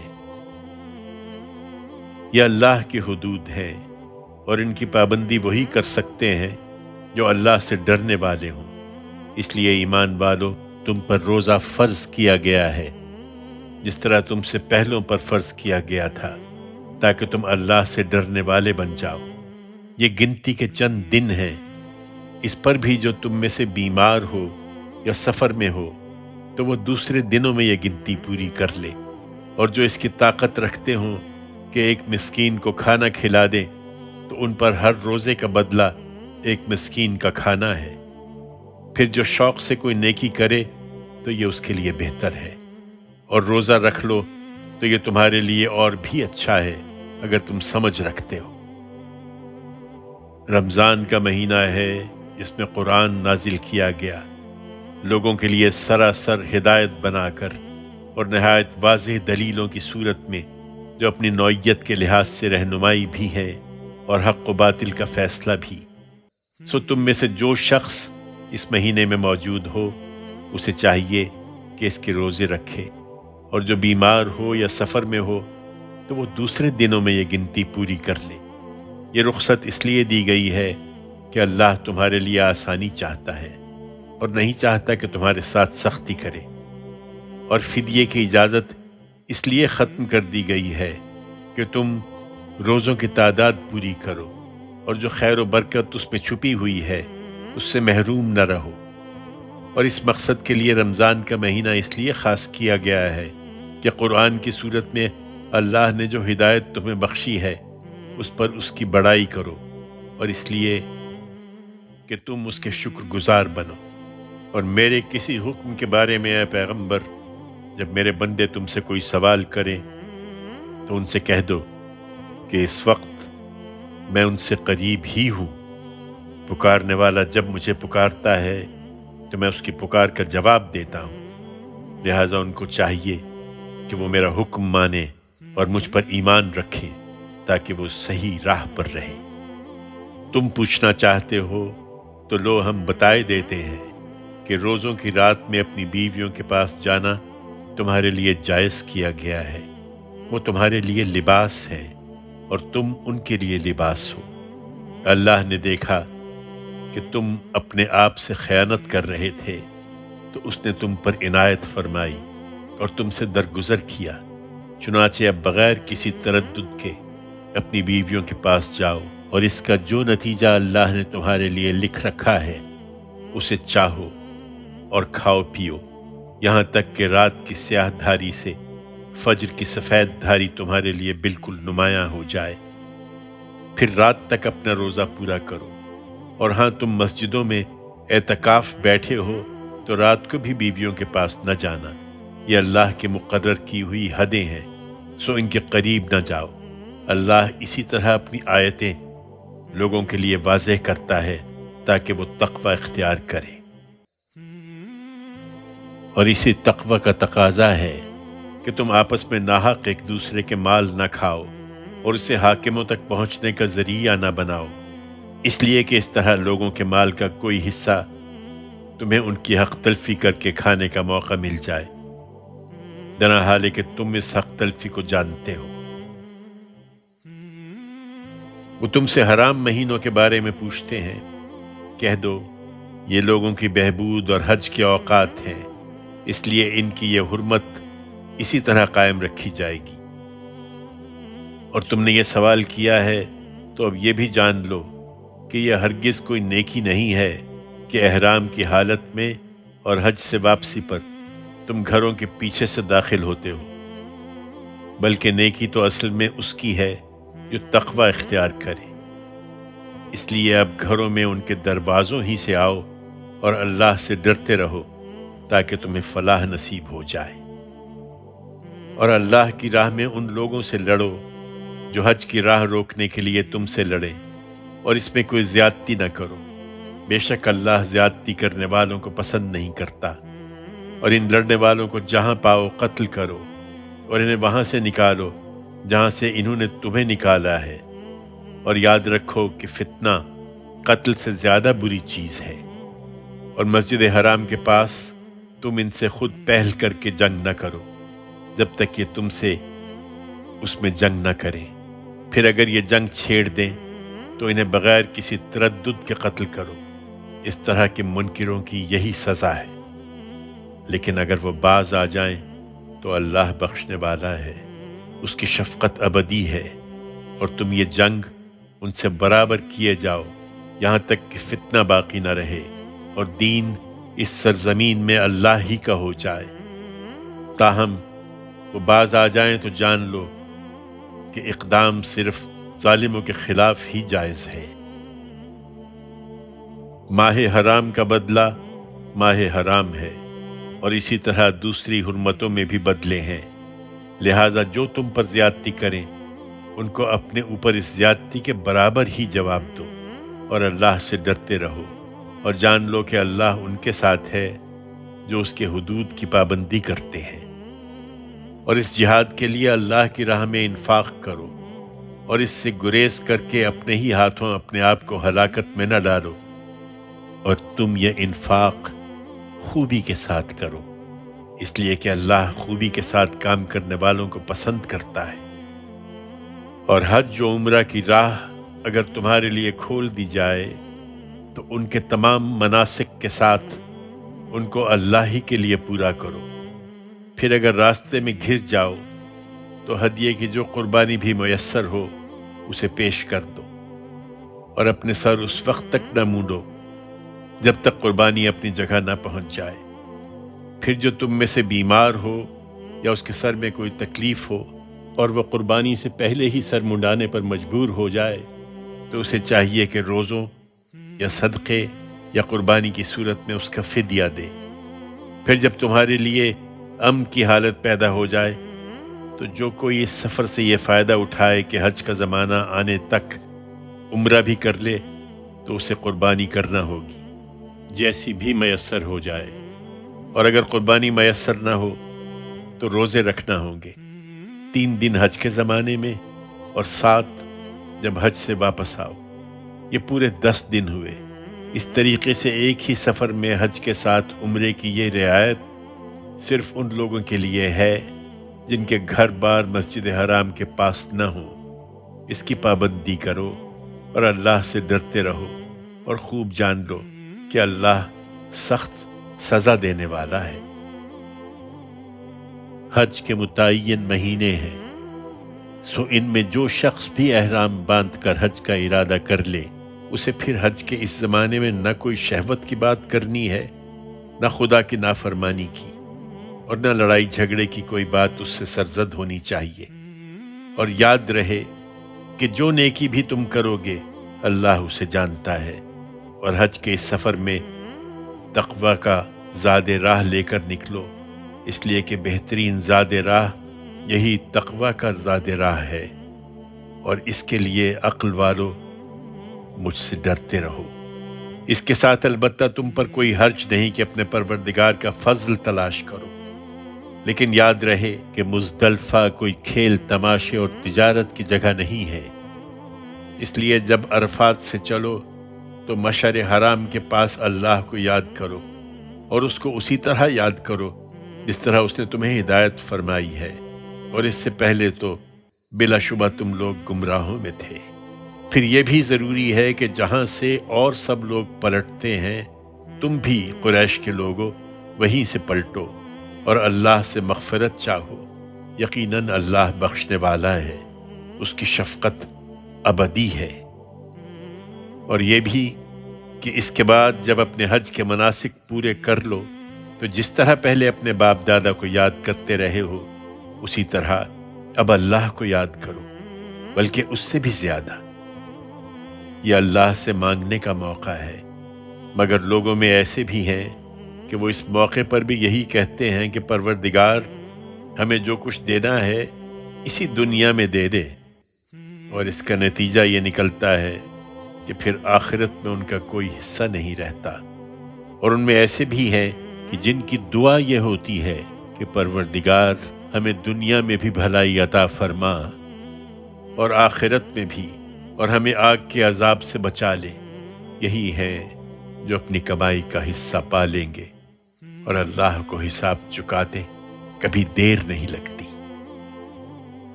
اور مینا کے چند متعین دنوں میں اللہ کو یاد کرو۔ پھر جس نے جلدی کی اور 2 ہی دنوں میں چل کھڑا ہوا اس پر بھی کوئی گناہ نہیں، اور جو دیر سے چلا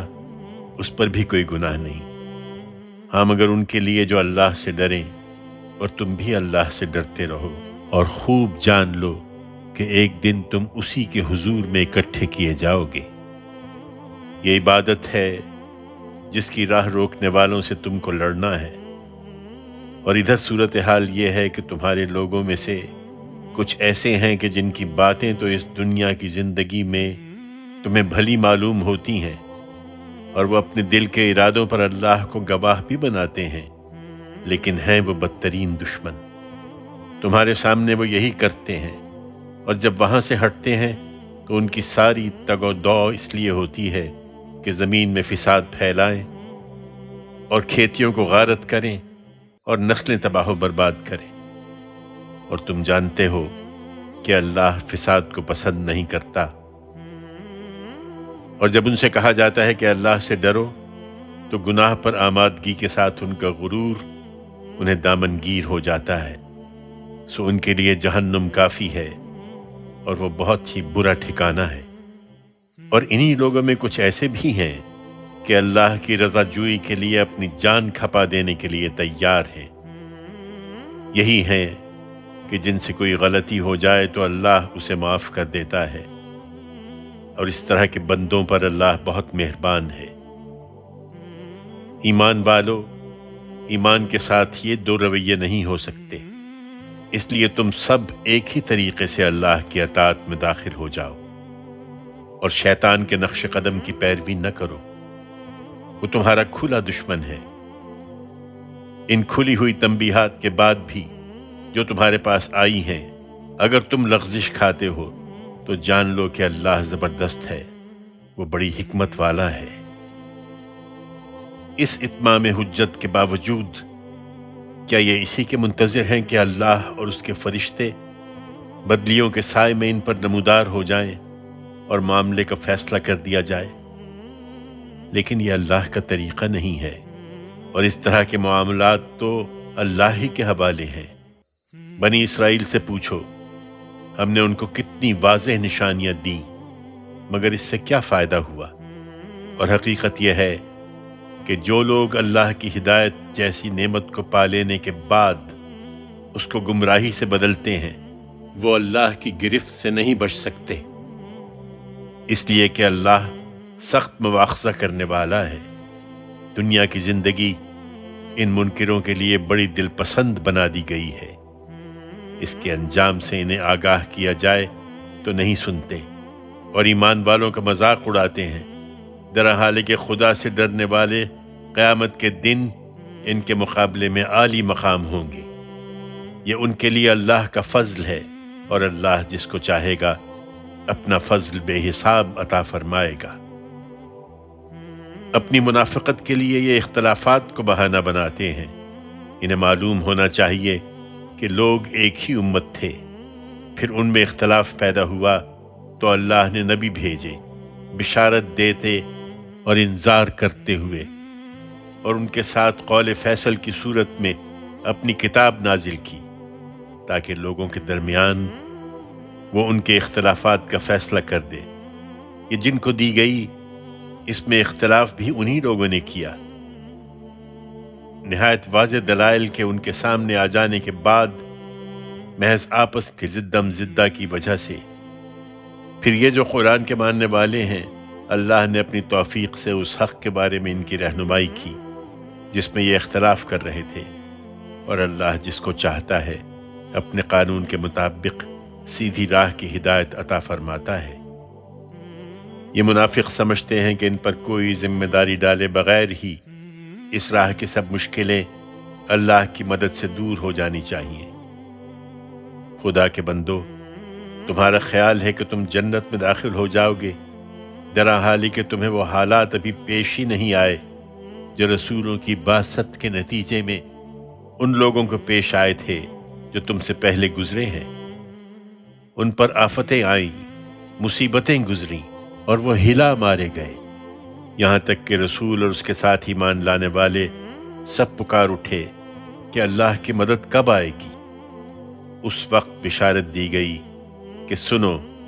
اللہ کی مدد قریب ہی ہے۔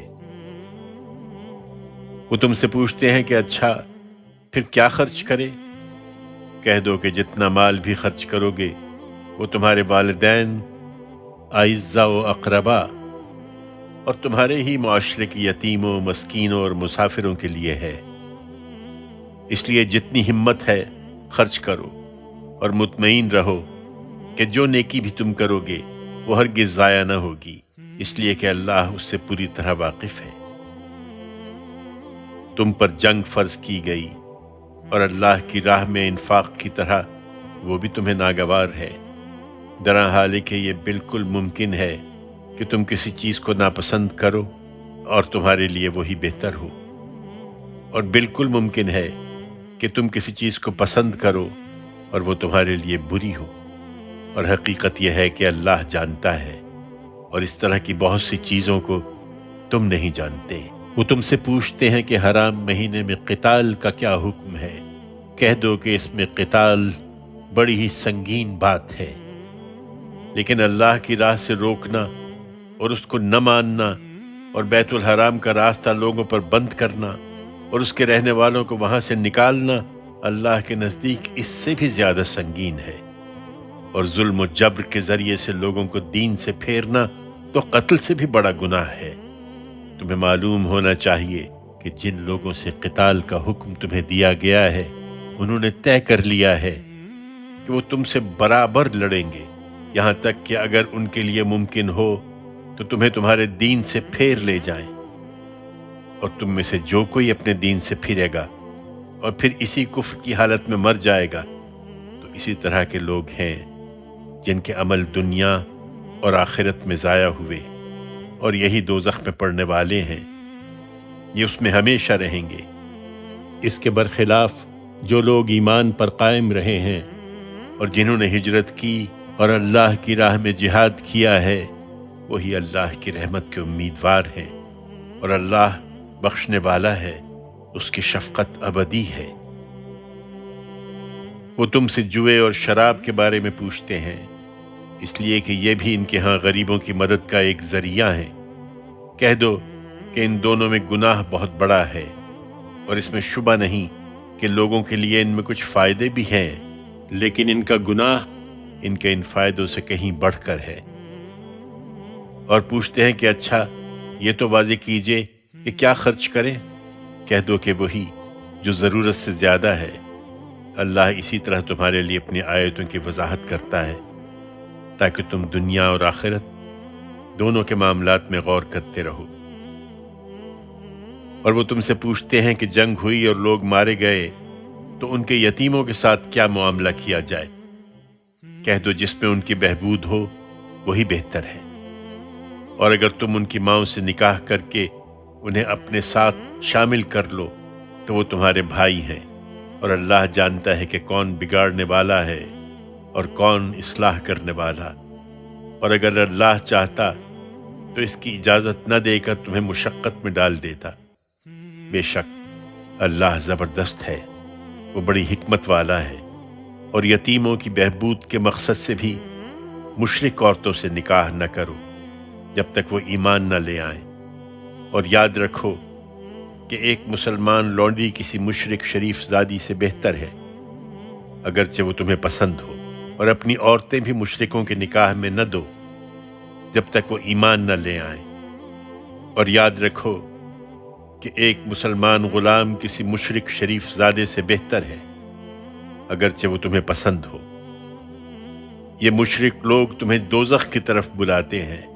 اور اللہ اپنی توفیق سے جنت اور مغفرت کی دعوت دیتا ہے اور لوگوں کے لیے اپنی آیتوں کی وضاحت کرتا ہے تاکہ وہ یاد دہانی حاصل کریں۔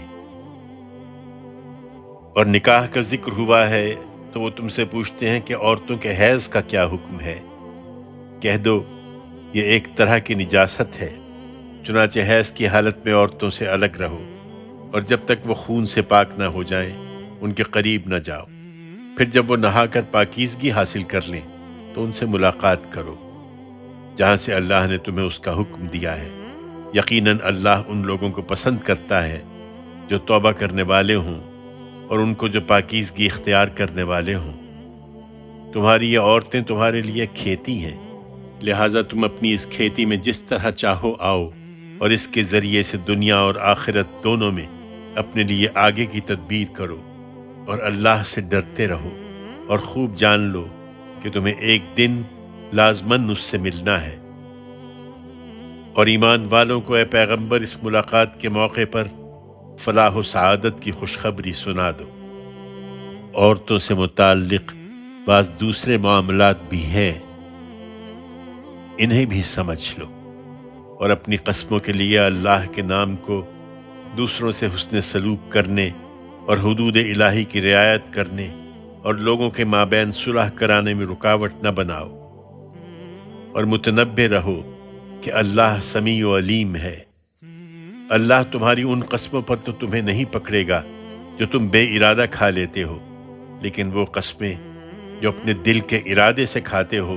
ان پر لازماً تمہارا مواخذہ کرے گا۔ اور حقیقت یہ ہے کہ اللہ بخشنے والا ہے، وہ بڑا بردبار ہے۔ اس لیے جو لوگ اپنی بیویوں سے نہ ملنے کی قسم کھا بیٹھیں ان کے لیے 4 مہینے کی مہلت ہے، پھر وہ رجوع کر لیں تو بے شک اللہ بخشنے والا ہے، اس کی شفقت ابدی ہے۔ اور اگر طلاق کا فیصلہ کر لیں تو اللہ سے ڈرتے ہوئے کریں، اس لیے کہ اللہ سمیع و علیم ہے۔ اور یہ دوسری صورت پیدا ہو جائے تو جن عورتوں کو طلاق دی گئی ہو وہ اپنے آپ کو 3 حیض تک انتظار کرائیں، اور اگر وہ اللہ پر اور قیامت کے دن پر ایمان رکھتی ہیں تو ان کے لیے جائز نہیں ہے کہ جو کچھ اللہ نے ان کے پیٹ میں پیدا کیا ہے اسے چھپائیں، اور ان کے شوہر اگر معاملات کی اصلاح چاہیں تو اس عدت کے دوران میں وہ زیادہ حقدار ہیں کہ انہیں لوٹا لیں۔ اور یہ اس لیے ہے کہ اس میں تو شبہ نہیں کہ ان عورتوں کے لیے بھی اسی طرح حقوق ہیں جس طرح دستور کے مطابق ان پر شوہروں کے حقوق ہیں، لیکن مردوں کے لیے شوہر کی حیثیت سے ان پر ایک درجہ ترجیح کا ہے۔ یہ اللہ کا حکم ہے، اور اللہ زبردست ہے، وہ بڑی حکمت والا ہے۔ یہ طلاق ایک رشتہ نکاح میں 2 مرتبہ دی جا سکتی ہے، اس کے بعد پھر بھلے طریقے سے روک لینا ہے یا خوبی کے ساتھ رخصت کر دینا ہے۔ اور رخصت کر دینے کا فیصلہ ہو تو تمہارے لیے جائز نہیں ہے کہ جو کچھ تم نے ان عورتوں کو دیا ہے اس میں سے کچھ بھی اس موقع پر واپس لو۔ یہ صورت البتہ مستثنیٰ ہے کہ دونوں کو اندیشہ ہو کہ وہ حدود الہی پر قائم نہ رہ سکیں گے۔ پھر لوگو اگر تمہیں بھی اندیشہ ہو کہ وہ حدود الہی پر قائم نہیں رہ سکتے تو شوہر کی دی ہوئی ان چیزوں کے معاملے میں ان دونوں پر کوئی گناہ نہیں ہے جو عورت فدیے میں دے کر طلاق حاصل کر لے۔ یہ اللہ کے مقرر کردہ حدود ہیں، سو ان سے آگے نہ بڑھو، اور جان لو کہ جو اللہ کی حدود سے آگے بڑھتے ہیں وہی ظالم ہیں۔ پھر اگر 2 مرتبہ طلاق سے رجوع کے بعد شوہر نے اسی رشتہ نکاح میں بیوی کو تیسری مرتبہ طلاق دے دی تو اب وہ اس کے لیے جائز نہ ہوگی جب تک اس کے سوا کسی دوسرے شوہر سے نکاح نہ کرے۔ لیکن اگر اس دوسرے شوہر نے بھی اس کو طلاق دے دی تو پہلے میاں بیوی کے لیے ایک دوسرے کی طرف رجوع کر لینے میں کوئی مذائقہ نہیں ہے، اگر یہ توقع رکھتے ہوں کہ اب وہ حدود الہی پر قائم رہ سکیں گے۔ یہ اللہ کے مقرر کردہ حدود ہیں جنہیں وہ ان لوگوں کے لیے واضح کر رہا ہے جو علم حاصل کرنا چاہتے ہوں۔ اور جب تم عورتوں کو طلاق دو اور ان کی عدت پوری ہونے کو آ جائے تو انہیں بھلے طریقے سے روک لو یا بھلے طریقے سے رخصت کر دو، اور انہیں نقصان پہنچانے کے ارادے سے ہرگز نہ روکو کہ اس طرح ان پر زیادتی کرو، اور جان لو کہ جو ایسا کرے گا وہ اپنی ہی جان پر ظلم ڈھائے گا، اور اللہ کی آیتوں کو مذاق نہ بناؤ، اور اپنے اوپر اللہ کی عنایت کو یاد رکھو اور اس قانون اور حکمت کو یاد رکھو جو اس نے تم پر اتاری ہے، جس کی وہ تمہیں نصیحت کرتا ہے، اور اللہ سے ڈرتے رہو اور خوب جان رکھو کہ اللہ ہر چیز سے واقف ہے۔ اور جب تم عورتوں کو طلاق دو اور وہ اپنی عدت پوری کر لیں تو اب اس میں مانع نہ ہو کہ وہ اپنے ہونے والے شوہروں سے نکاح کر لیں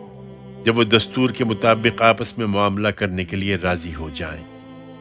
یہ نصیحت تم میں سے ان لوگوں کو کی جاتی ہے جو اللہ پر اور قیامت کے دن پر ایمان رکھتے ہیں۔ یہی تمہارے لیے زیادہ شائستہ اور زیادہ پاکیزہ طریقہ ہے،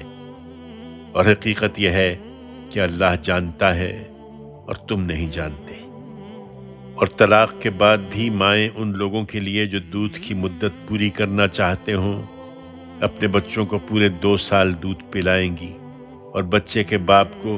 اس صورت میں دستور کے مطابق ان کا کھانا کپڑا دینا ہوگا۔ کسی پر اس کی طاقت سے زیادہ بوجھ نہ ڈالا جائے، نہ کسی ماں کو اس کے بچے کی وجہ سے نقصان پہنچایا جائے، اور نہ کسی باپ کو اس کے بچے کے سبب سے۔ اور اسی طرح کی ذمہ داری اس کے وارث پر بھی ہے۔ پھر اگر دونوں باہمی رضامندی اور آپس کے مشورے سے دودھ چھڑانا چاہیں تو دونوں پر کوئی گناہ نہیں ہے۔ اور اگر تم اپنے بچوں کو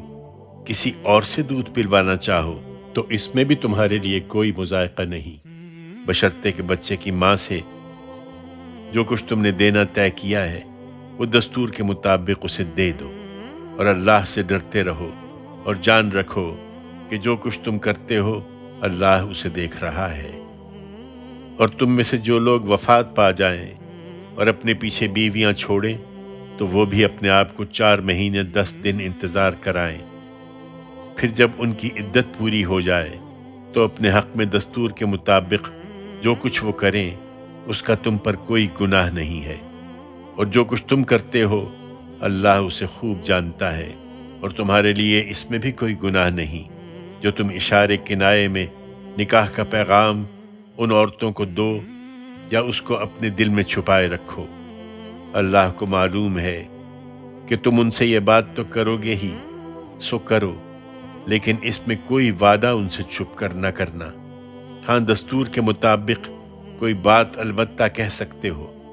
اور نکاح کی گرہ اس وقت تک نہ باندھو جب تک قانون اپنی مدت پوری نہ کر لے، اور جان رکھو کہ اللہ جانتا ہے جو کچھ تمہارے دلوں میں ہے، اس لیے اس سے ڈرو، اور جان رکھو کہ اللہ بخشنے والا ہے، وہ بڑا بردبار ہے۔ اور اگر تم عورتوں کو اس صورت میں طلاق دو کہ تم نے انہیں ہاتھ نہیں لگایا یا ان کا مہر مقرر نہیں کیا تو مہر کے معاملے میں تم پر کچھ گناہ نہیں ہے، مگر یہ تو لازماً ہونا چاہیے کہ دستور کے مطابق انہیں کچھ سامان زندگی دے کر رخصت کرو۔ اچھی حالت والے اپنی حالت کے مطابق اور غریب اپنی حالت کے مطابق۔ یہ حق ہے ان پر جو احسان کا رویہ اختیار کرنے والے ہوں۔ لیکن تم نے اگر طلاق تو انہیں ہاتھ لگانے سے پہلے دی مگر ان کا مہر مقرر کر چکے ہو تو مقررہ مہر کا نصف انہیں دینا ہوگا، الا یہ کہ وہ اپنا حق چھوڑ دیں یا وہ چھوڑ دے جس کے ہاتھ میں نکاح کی گرہ ہے، اور یہ تقوی سے زیادہ قریب ہے کہ تم مرد اپنا حق چھوڑ دو اور اپنے درمیان کی فضیلت نہ بھولو، بے شک اللہ دیکھ رہا ہے اس کو جو تم کر رہے ہو۔ یہ خدا کی شریعت ہے، اس پر قائم رہنا چاہتے ہو تو اپنی نمازوں کی حفاظت کرو، خاص کر اس نماز کی جو دن اور رات کی نمازوں کے بیچ میں آتی ہے، جب تمہارے لیے اپنی مصروفیتوں سے نکلنا آسان نہیں ہوتا، اور سب کچھ چھوڑ کر اللہ کے حضور میں نہایت ادب کے ساتھ کھڑے ہو جاؤ۔ پھر اگر خطرے کا موقع ہو تو پیدل یا سواری پر جس طرح چاہے پڑھ لو، لیکن جب امن ہو جائے تو اللہ کو اسی طریقے سے یاد کرو جو اس نے تمہیں سکھایا ہے، جسے تم نہیں جانتے تھے۔ اور ہاں، بیوہ اور مطلقہ کے بارے میں جو ہدایات تمہیں دی گئی ہیں ان سے متعلق یہ وضاحت ضروری ہے کہ تم میں سے جو لوگ وفات پائیں اور اپنے پیچھے بیویاں چھوڑ رہے ہوں وہ اپنی ان بیویوں کے لیے سال بھر کے نان و نفقہ کی وصیت کر جائیں، اور یہ بھی کہ اس عرصے میں انہیں گھر سے نہ نکالا جائے، لیکن وہ خود گھر چھوڑ دیں تو جو کچھ دستور کی بات وہ اپنے معاملے میں کریں اس کا تم پر کوئی گناہ نہیں ہے۔ یہ اللہ کا قانون ہے اور اللہ زبردست ہے، وہ بڑی حکمت والا ہے۔ اور اسی طرح یہ وضاحت بھی ضروری ہے کہ مطلقہ عورتوں کو ہر حال میں دستور کے مطابق کچھ سامان زندگی دے کر رخصت کرنا چاہیے۔ یہ حق ہے ان پر جو خدا سے ڈرنے والے ہوں۔ اللہ اسی طرح تمہارے لیے اپنی آیتوں کی وضاحت کرتا ہے تاکہ تم سمجھنے والے بنو۔ یہ مباحث جہاد و انفاق کے بارے میں تمہارے سوالوں سے پیدا ہوئے تھے۔ ایمان والو، ان کا حکم تم پر شاق نہ ہونا چاہیے۔ کیا تم نے ان لوگوں کو نہیں دیکھا جو ہزاروں کی تعداد میں تھے اور موت کے ڈر سے اپنے گھر چھوڑ کر ان سے نکل کھڑے ہوئے؟ اس پر اللہ نے ان سے فرمایا کہ مردے ہو کر جیو۔ وہ برسوں اسی حالت میں رہے، پھر اللہ نے انہیں دوبارہ زندگی عطا فرمائی۔ اس میں شبہ نہیں کہ اللہ لوگوں پر بڑا فضل کرنے والا ہے، مگر لوگوں میں زیادہ ہیں جو اس کے شکر گزار نہیں ہوتے۔ ایمان والو، اس سے سبق لو اور اللہ کی راہ میں جنگ کرو، اور خوب جان رکھو کہ اللہ سمیع و علیم ہے۔ کون ہے جو اس جنگ کے لیے اللہ کو قرض دے گا، اچھا قرض کہ اللہ اس کے لیے اسے کئی گنا بڑھا دے، اور جو گریز کرے تو اسے معلوم ہونا چاہیے کہ اللہ ہی ہے جو تنگی بھی کرتا ہے اور فراخی بھی، اور تم کو ایک دن اسی کی طرف لوٹنا بھی ہے۔ تم نے موسیٰ کے بعد بنی اسرائیل کے سرداروں کو نہیں دیکھا جب انہوں نے اپنے ایک نبی سے کہا، آپ ہمارے لیے ایک بادشاہ مقرر کر دیں تاکہ ہم اس کے حکم پر اللہ کی راہ میں جنگ کریں۔ اس پر نبی نے کہا، ایسا نہ ہو کہ تم پر جہاد فرض کیا جائے اور پھر تم جہاد نہ کرو۔ وہ بولے، ہم کیوں اللہ کی راہ میں جہاد نہ کریں گے جبکہ ہمیں ہمارے گھروں اور ہمارے بچوں سے دور نکال دیا گیا ہے؟ لیکن ہوا یہی کہ جب ان پر جہاد فرض کیا گیا تو ان میں سے تھوڑے سے لوگوں کو چھوڑ کر باقی سب پھر گئے، اور حقیقت یہ ہے کہ اللہ ان ظالموں سے خوب واقف تھا۔ اور ان کے اس مطالبے پر ان کے نبی نے انہیں بتایا کہ اللہ نے طالوت کو تمہارے لیے بادشاہ مقرر کر دیا ہے۔ بولے، اس کی بادشاہی ہم پر کس طرح ہو سکتی ہے جبکہ ہم اس بادشاہی کے اس سے زیادہ حقدار ہیں، اور وہ کوئی دولت مند آدمی بھی نہیں ہے۔ نبی نے جواب دیا، اللہ نے اسی کو تم پر حکومت کے لیے منتخب کیا ہے، اور اس مقصد کے لیے اسے علم اور جسم دونوں میں بڑی کشادگی عطا فرمائی ہے۔ یہ سلطنت اللہ کی ہے، اور اللہ اپنی یہ سلطنت اپنی حکمت کے مطابق جس کو چاہے بخش دیتا ہے۔ تم معاملات کو اپنی تنگ نظروں سے دیکھتے ہو، اور اللہ بڑی وسعت رکھنے والا ہے، وہ ہر چیز سے واقف ہے۔ اور ان کے نبی نے ان کے لیے مزید وضاحت کی کہ اللہ کی طرف سے اس کے بادشاہ مقرر کیے جانے کی نشانی یہ ہے کہ تمہارا وہ صندوق تمہارے دشمنوں کے ہاتھ سے نکل کر تمہارے پاس آ جائے گا، جس میں تمہارے پروردگار کی طرف سے تمہارے لیے ہمیشہ بڑی سکینت رہی ہے،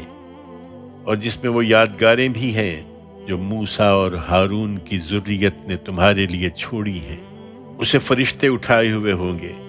اس میں یقیناً ایک بڑی نشانی ہے تمہارے لیے اگر تم ماننے والے ہو۔ بنی اسرائیل کی حکومت سنبھالنے کے بعد پھر جب طالوت فوجیں لے کر نکلے تو انہوں نے لوگوں کو بتایا کہ اللہ نے فیصلہ کیا ہے کہ وہ ایک ندی کے ذریعے سے تمہیں آزمائے گا۔ اس کی صورت یہ ہوگی کہ جو اس کا پانی پیے گا وہ میرا ساتھی نہیں ہے، اور جس نے اس ندی سے کچھ نہیں چکھا وہ میرا ساتھی ہے۔ ہم اگر اپنے ہاتھ سے ایک چلو کوئی پی لے تو پی لے، لیکن ہوا یہ کہ ان میں سے تھوڑے لوگوں کے سوا باقی سب نے اس ندی کا پانی پی لیا۔ پھر جب طالوت اس کے پار اترے اور ان کے وہ ساتھی بھی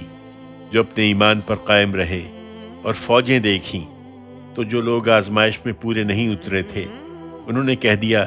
کہ ہم تو آج جالوت اور اس کے لشکروں کا مقابلہ نہیں کر سکتے۔ اس پر وہ لوگ جنہیں خیال تھا کہ ان کو اللہ سے ملنا ہے بول اٹھے کہ حوصلہ کرو، اس لیے کہ بہت جگہ ایسا ہوا ہے کہ اللہ کے حکم سے چھوٹے گروہ بڑے گروہوں پر غالب آئے ہیں، اور اللہ تو ثابت قدم رہنے والوں کے ساتھ ہوتا ہے۔ اور یہی سچے مسلمان تھے کہ جب جالوت اور اس کی فوجوں کا سامنا ہوا تو انہوں نے دعا کی کہ پروردگار ہم پر صبر کا فیضان فرما اور ہمارے پاؤں جما دے،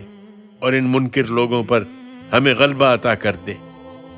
چنانچہ ان کی دعا قبول ہوئی،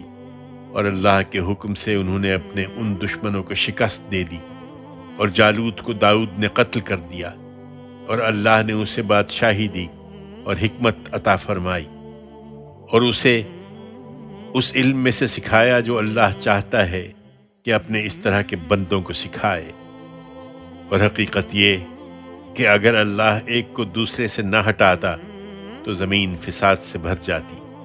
لیکن اس نے اسی طرح ہٹایا ہے، اس لیے کہ اللہ دنیا والوں پر بڑی عنایت فرمانے والا ہے۔ یہ اللہ کی آیتیں ہیں جو ہم تمہیں حق کے ساتھ سنا رہے ہیں، اور اس میں کوئی شک نہیں کہ تم اللہ کے رسولوں میں سے ہو۔ بنی اسرائیل بھی اس بات کو جانتے ہیں، لیکن مانتے اس لیے نہیں کہ یہ جو رسول ہیں ہم نے ان میں سے ایک کو دوسرے پر فضیلت دی، اس طرح کہ ان میں سے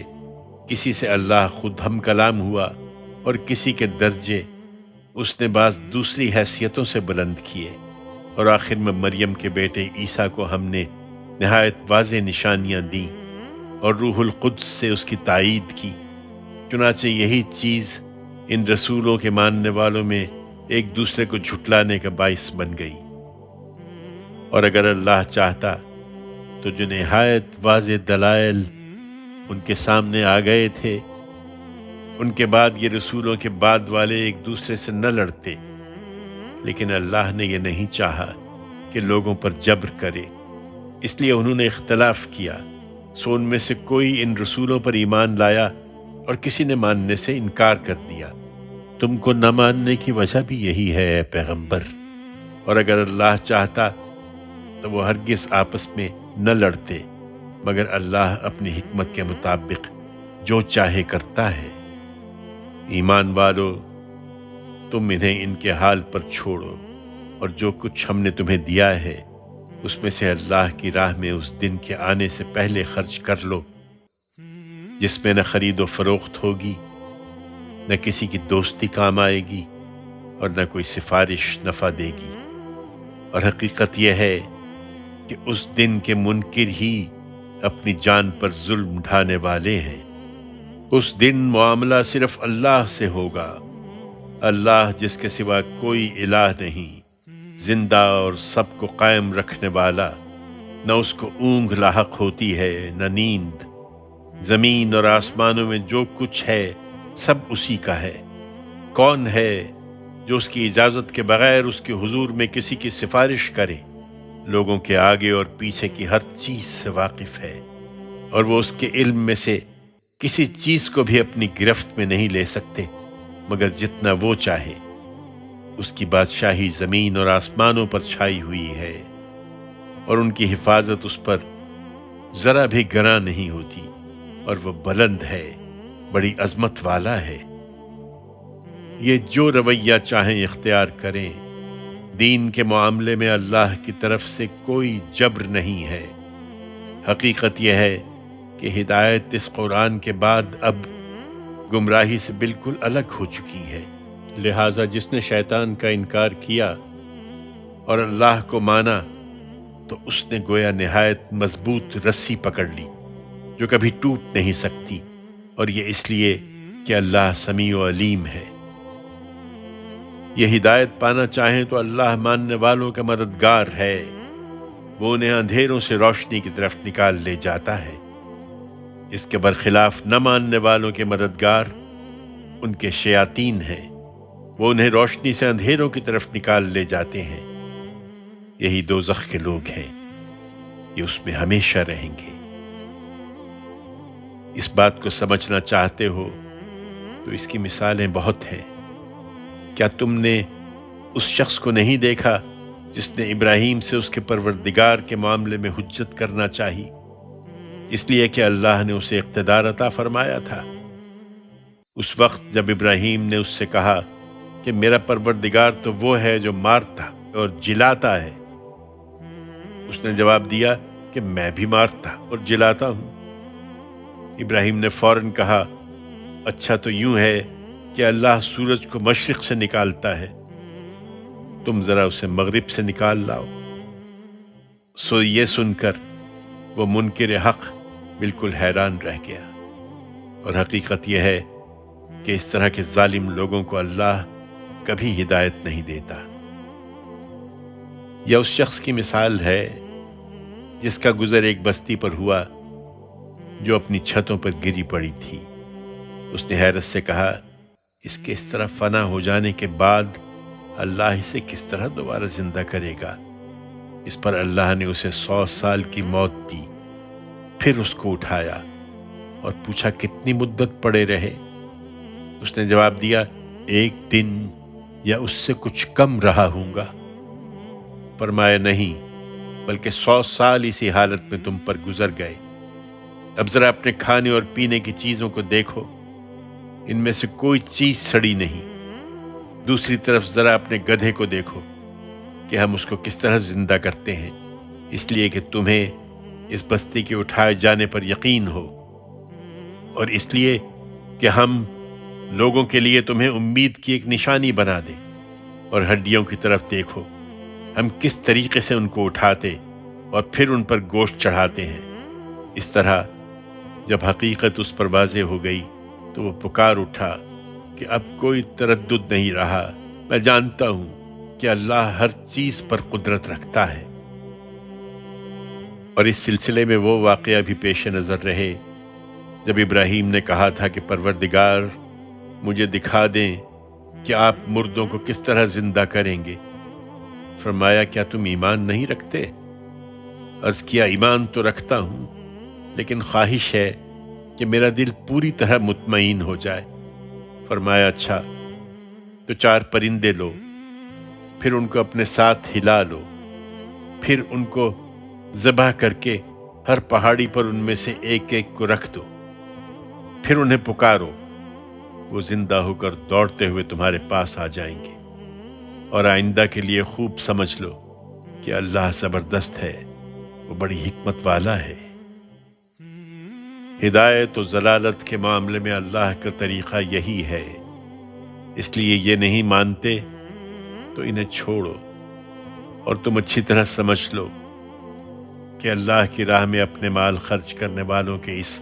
عمل کی مثال اس دانے کی ہے جس سے 7 بالیں نکلیں، اس طرح کے ہر بال میں 100 دانے ہوں۔ اللہ اپنی حکمت کے مطابق جس کے لیے چاہتا ہے اسی طرح بڑھا دیتا ہے، اور حقیقت یہ ہے کہ اللہ بڑی وسعت والا ہے، وہ ہر چیز سے واقف ہے۔ جو لوگ اللہ کی راہ میں اپنے مال خرچ کرتے ہیں، پھر جو کچھ خرچ کیا ہے اس کے پیچھے نہ احسان جتاتے ہیں نہ دل آزاری کرتے ہیں، ان کے لیے ان کے پروردگار کے ہاں ان کا اجر ہے، اور ان کے لیے نہ وہاں کوئی اندیشہ ہے اور نہ وہ کبھی غم زدہ ہوں گے۔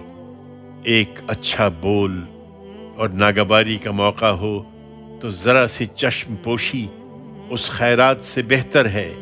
جس کے ساتھ اذیت لگی ہوئی ہو، اور تمہیں معلوم ہونا چاہیے کہ اس طرح کی خیرات سے اللہ بے نیاز ہے۔ اس رویے پر وہ تمہیں محروم کر دیتا، لیکن اس کا معاملہ یہ ہے کہ اس کے ساتھ وہ بڑا بردبار بھی ہے۔ ایمان والو، احسان جتا کر اور دوسروں کی دل آزاری کر کے اپنی خیرات کو ان لوگوں کی طرح ضائع نہ کرو جو اپنا مال لوگوں کو دکھانے کے لیے خرچ کرتے ہیں، اور وہ نہ خدا پر ایمان رکھتے ہیں اور نہ قیامت کے دن کو مانتے ہیں۔ سو ان کی مثال ایسی ہے کہ ایک چٹان ہو جس پر کچھ مٹی ہو، پھر اس پر زور کا میंہ پڑے اور اس کو بالکل چٹان کی چٹان چھوڑ جائے۔ قیامت کے دن ان کی کمائی میں سے کچھ بھی ان کے ہاتھ نہ آئے گا، اور حقیقت یہ ہے کہ اس طرح کے ناشکرے لوگوں کو اللہ کبھی راہیاب نہیں کرتا۔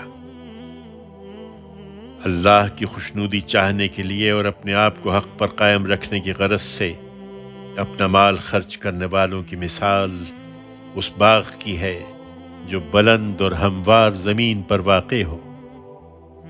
اس پر زور کی بارش ہو جائے تو اپنا پھل دونا لائے، اور زور کی بارش نہ ہو تو پھوار بھی کافی ہو جائے۔ یہ مثال سامنے رکھو اور مطمئن رہو کہ جو کچھ تم کرتے ہو اللہ اسے دیکھ رہا ہے۔ کیا تم میں سے کوئی یہ پسند کرے گا کہ اس کے پاس کھجوروں اور انگوروں کا ایک باغ ہو جس کے نیچے نہریں بہتی ہوں، اس میں اس کے لیے ہر قسم کے پھل ہوں، اور وہ بوڑھا ہو جائے اور اس کے بچے ابھی ناتواں ہوں، اور باغ پر سموم کا بگولا پھر جائے اور وہ جل کر خاک ہو جائے؟ احسان جتا کر اور دوسروں کی دل آزاری کر کے اپنا انفاق برباد کر لینے والوں کی حالت قیامت میں یہی ہوگی۔ اللہ اسی طرح اپنی آیتیں تمہارے لیے واضح کرتا ہے تاکہ تم غور کرو۔ ایمان والو، اپنی پاکیزہ کمائی میں سے خرچ کرو، اور اس میں سے بھی جو ہم نے تمہارے لیے زمین سے نکالا ہے، اور کوئی بری چیز تو اس میں سے اللہ کی راہ میں خرچ کرنے کا خیال بھی نہ کرو۔ تم اس طرح کی چیزوں میں سے خرچ کرتے ہو، لیکن اپنا حال یہ ہے کہ اس کی قیمت گھٹا نہ لو تو اسے لینے کے لیے تیار نہیں ہوتے، اور جان رکھو کہ تمہاری اس خیرات سے اللہ بے نیاز ہے، وہ ستودہ صفات ہے۔ شیطان تمہیں تنگ دستی سے ڈراتا اور خرچ کے لیے بے حیائی کی راہ سجھاتا ہے، اور اللہ اپنی طرف سے تمہارے ساتھ مغفرت اور فضل کا وعدہ کرتا ہے، اور اللہ بڑی وسعت اور بڑا علم رکھنے والا ہے۔ وہ اپنے قانون کے مطابق جس کو چاہتا ہے اس وعدے کا فہم عطا کر دیتا ہے، اور جسے یہ فہم دیا گیا اسے تو در حقیقت خیر کثیر کا ایک خزانہ دے دیا گیا، لیکن اس طرح کی باتوں سے یاد دہانی صرف دانش مند ہی حاصل کرتے ہیں۔ اس بات کو سمجھ لو اور مطمئن رہو کہ جو خرچ بھی تم کرو گے یا جو نذر بھی تم مانو گے اس کا صلہ لازماً پاؤ گے، اس لیے کہ اللہ اسے جانتا ہے، اور اللہ کی اس ہدایت سے منہ موڑ کر اپنی جانوں پر ظلم ڈھانے والوں کا اللہ کے ہاں کوئی مددگار نہ ہوگا۔ تم اپنی خیرات علانیہ دو تو یہ بھی کیا اچھی بات ہے، اور اسے چھپاؤ اور غریبوں کو دے دو تو یہ تمہارے حق میں زیادہ بہتر ہے۔ اللہ تم کو اس کا صلہ دے گا اور تمہارے بہت سے گناہ تم سے جھاڑ دے گا۔ اور حقیقت یہ ہے کہ جو کچھ تم کرتے ہو اللہ اس سے پوری طرح باخبر ہے۔ بنی اسرائیل نہیں مانتے تو اے پیغمبر ان کو ہدایت پر لے آنا تمہاری ذمہ داری نہیں ہے، بلکہ اللہ ہی جس کو چاہتا ہے اپنے قانون کے مطابق ہدایت دیتا ہے۔ ایمان والو تم البتہ سمجھ لو کہ جو مال بھی تم خرچ کرو گے اس کا نفع تمہیں ہی ملنا ہے، اور تم اسی لیے تو خرچ کر رہے ہو کہ اللہ کی رضا حاصل ہو، اور اس مقصد سے جو مال بھی تم خرچ کرو گے وہ قیامت میں تمہیں پورا کر دیا جائے گا، اور تمہارے حق میں ذرا بھی کمی نہ ہوگی۔ یہ خاص کر ان غریبوں کے لیے ہے جو اللہ کی راہ میں گھرے ہوئے ہیں، اپنے کاروبار کے لیے زمین میں کوئی دوڑ دھوپ نہیں کر سکتے۔ ان کی خودداری کے باعث ناواقف ان کو غنی خیال کرتا ہے۔ ان کے چہروں سے تم انہیں پہچان سکتے ہو، وہ لوگوں سے لپٹ کر نہیں مانگتے۔ ان کی مدد کرو اور سمجھ لو کہ اس مقصد کے لیے جو مال بھی تم خرچ کرو گے اس کا صلہ تمہیں لازماً ملے گا، اس لیے کہ اللہ اسے خوب جانتا ہے۔ جو لوگ شب و روز علانیہ اور چھپا کر اپنا مال اللہ کی راہ میں خرچ کرتے ہیں ان کے لیے ان کا اجر ان کے پروردگار کے پاس ہے، اور وہاں ان کے لیے کوئی اندیشہ ہے اور نہ وہ کبھی غمزدہ ہوں گے۔ اس کے برخلاف جو لوگ سود کھاتے ہیں وہ قیامت میں اٹھیں گے تو بالکل اس شخص کی طرح اٹھیں گے جسے شیطان نے اپنی چھوت سے پاگل بنا دیا ہو۔ یہ اس لیے کہ انہوں نے کہا ہے کہ بیع بھی تو آخر سود ہی کی طرح ہے، اور تعجب ہے کہ اللہ نے بیع کو حلال اور سود کو حرام ٹھہرایا ہے۔ اس میں کوئی شک نہیں کہ اللہ نے اسے حرام ٹھہرایا ہے، لہذا جسے اس کے پروردگار کی تنبیہ پہنچی اور وہ باز آ گیا تو جو کچھ وہ لے چکا سو لے چکا، اس کے خلاف کوئی اقدام نہ ہوگا، اور اس کا معاملہ اللہ کے حوالے ہے۔ اور جو اس تنبیہ کے بعد بھی اس کا اعادہ کریں گے تو وہ دوزخ کے لوگ ہیں، وہ اس میں ہمیشہ رہیں گے۔ اس دن اللہ سود کو مٹا دے گا اور خیرات کو بڑھائے گا۔ اور حقیقت یہ ہے کہ اللہ کسی ناشکرے اور کسی حق تلفی کرنے والے کو پسند نہیں کرتا۔ ہاں جو لوگ ایمان لائے اور انہوں نے نیک عمل کیے اور نماز کا اہتمام کیا اور زکوٰۃ ادا کی، ان کے لیے ان کا اجر ان کے پروردگار کے پاس ہے، اور وہاں ان کے لیے کوئی اندیشہ ہوگا اور نہ وہ کوئی غم کبھی کھائیں گے۔ ایمان والو اگر تم سچے مومن ہو تو اللہ سے ڈرو، اور جتنا سود باقی رہ گیا ہے اسے چھوڑ دو، لیکن اگر تم نے ایسا نہیں کیا تو اللہ اور اس کے رسول کی طرف سے جنگ کے لیے خبردار ہو جاؤ، اور اگر توبہ کر لو تو تمہاری اصل رقم کا تمہیں حق ہے۔ نہ تم کسی پر ظلم کرو گے نہ تم پر ظلم کیا جائے گا، اور مقروض کبھی تنگ دست ہو تو ہاتھ کھلنے تک اسے مہلت دو، اور اگر تم بخش دو تو یہ تمہارے لیے بہتر ہے اگر تم سمجھتے ہو۔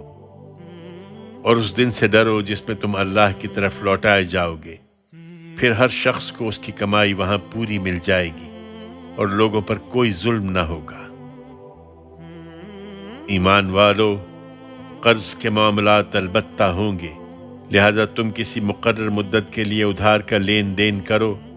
تو اسے لکھ لو، اور چاہیے کہ اس کو تمہارے درمیان کوئی لکھنے والا انصاف کے ساتھ لکھے، اور جسے لکھنا آتا ہو وہ لکھنے سے انکار نہ کرے، بلکہ جس طرح اللہ نے اسے سکھایا ہے وہ بھی دوسروں کے لیے لکھ دے، اور یہ دستاویز اسے لکھوانی چاہیے جس پر حق عائد ہوتا ہو، اور وہ اللہ اپنے پروردگار سے ڈرے اور اس میں کوئی کمی نہ کرے۔ پھر اگر وہ شخص جس پر حق عائد ہوتا ہے نادان یا ضعیف ہو یا لکھوا نہ سکتا ہو تو اس کے ولی کو چاہیے کہ وہ انصاف کے ساتھ لکھوا دے، اور تم اس پر اپنے مردوں میں سے 2 آدمیوں کی گواہی کرا لو۔ لیکن اگر 2 مرد نہ ہوں تو ایک مرد اور 2 عورتیں ہوں تمہارے پسندیدہ گواہوں میں سے۔ 2 عورتیں اس لیے کہ اگر ایک الجھے گی تو دوسری اس کو یاد دلا دے گی، اور یہ گواہ جب بلائے جائیں تو انہیں انکار نہیں کرنا چاہیے، اور معاملہ چھوٹا ہو یا بڑا اس کے وعدے تک اسے لکھنے میں کاہلی نہ کرو۔ اللہ کے نزدیک یہ طریقہ زیادہ مبنی بر انصاف ہے، گواہی کو زیادہ درست رکھنے والا ہے، اور اس سے تمہارے شبہوں میں پڑنے کا امکان کم ہو جاتا ہے۔ ہاں اگر لین دین روبرو اور دستگرداں نوعیت کا ہو تب اس کے نہ لکھنے میں تم پر کوئی حرج نہیں ہے، اور سودا کرتے وقت بھی گواہ بنا لیا کرو، اور متنبہ رہو کہ لکھنے والے یا گواہی دینے والے کو کوئی نقصان نہ پہنچایا جائے، اور اگر تم ایسا کرو گے تو یہ وہ گناہ ہے جو تمہارے ساتھ چپک جائے گا۔ اور اللہ سے ڈرتے رہو، اور اس بات کو سمجھو کہ اللہ تمہیں تعلیم دے رہا ہے، اور اللہ ہر چیز سے واقف ہے۔ اور اگر تم سفر میں ہو اور تمہیں کوئی لکھنے والا نہ ملے تو قرض کا معاملہ رہن قبضہ کرانے کی صورت میں بھی ہو سکتا ہے۔ پھر اگر ایک دوسرے پر بھروسے کی صورت نکل آئے تو جس کے پاس رہن کی وہ چیز امانت رکھی گئی ہے وہ یہ امانت واپس کر دے، اور اللہ اپنے پروردگار سے ڈرتا رہے، اور اس معاملے پر گواہی کرا لے، اور گواہی جس صورت میں بھی ہو اس کو ہرگز نہ چھپاؤ، اور یاد رکھو کہ جو اسے چھپائے گا اس کا دل گناہ گار ہوگا، اور یاد رکھو کہ جو کچھ تم کرتے ہو اللہ اسے جانتا ہے۔ زمین اور آسمانوں میں جو کچھ ہے سب اللہ ہی کا ہے، اس لیے تم بھی اے بنی اسرائیل ایک دن اسی کی طرف لوٹائے جاؤ گے، اور جو کچھ تمہارے دلوں میں ہے اسے تم ظاہر کرو یا چھپاؤ، اللہ اس کا حساب تم سے لے گا۔ پھر جس کو چاہے گا اپنے قانون کے مطابق بخش دے گا، اور جس کو چاہے گا سزا دے گا، اور اللہ ہر چیز پر قدرت رکھتا ہے۔ تم نہیں مانتے تو اس کا نتیجہ بھی تمہیں ہی دیکھنا ہے۔ ہمارے پیغمبر نے تو اس چیز کو مان لیا جو اس کے پروردگار کی طرف سے اس پر نازل کی گئی ہے، اور اس کے ماننے والوں نے بھی یہ سب اللہ پر ایمان لائے، اور اس کے فرشتوں اور اس کی کتابوں اور اس کے پیغمبروں پر ایمان لائے۔ ان کا اقرار ہے کہ ہم اللہ کے پیغمبروں میں سے کسی کے درمیان کوئی فرق نہیں کرتے، اور انہوں نے کہہ دیا ہے کہ ہم نے سنا اور سر اطاعت جھکا دیا۔ پروردگار، ہم تیری مغفرت چاہتے ہیں اور جانتے ہیں کہ ہمیں لوٹ کر تیرے ہی حضور میں پہنچنا ہے۔ یہ حقیقت ہے کہ اللہ کسی پر اس کی طاقت سے زیادہ بوجھ نہیں ڈالتا۔ اس کا قانون ہے کہ اسی کو ملے گا جو اس نے کمایا ہے،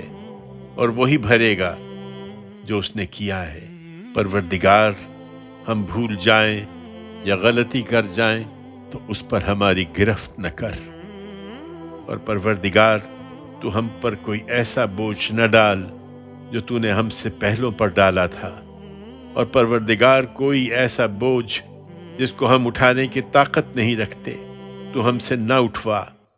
اور ہم سے درگزر کر اور ہم کو بخش دے، اور ہم پر رحم فرما، تو ہمارا آقا ہے۔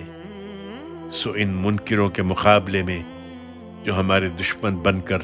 اٹھ کھڑے ہوئے ہیں تو ہماری مدد کر۔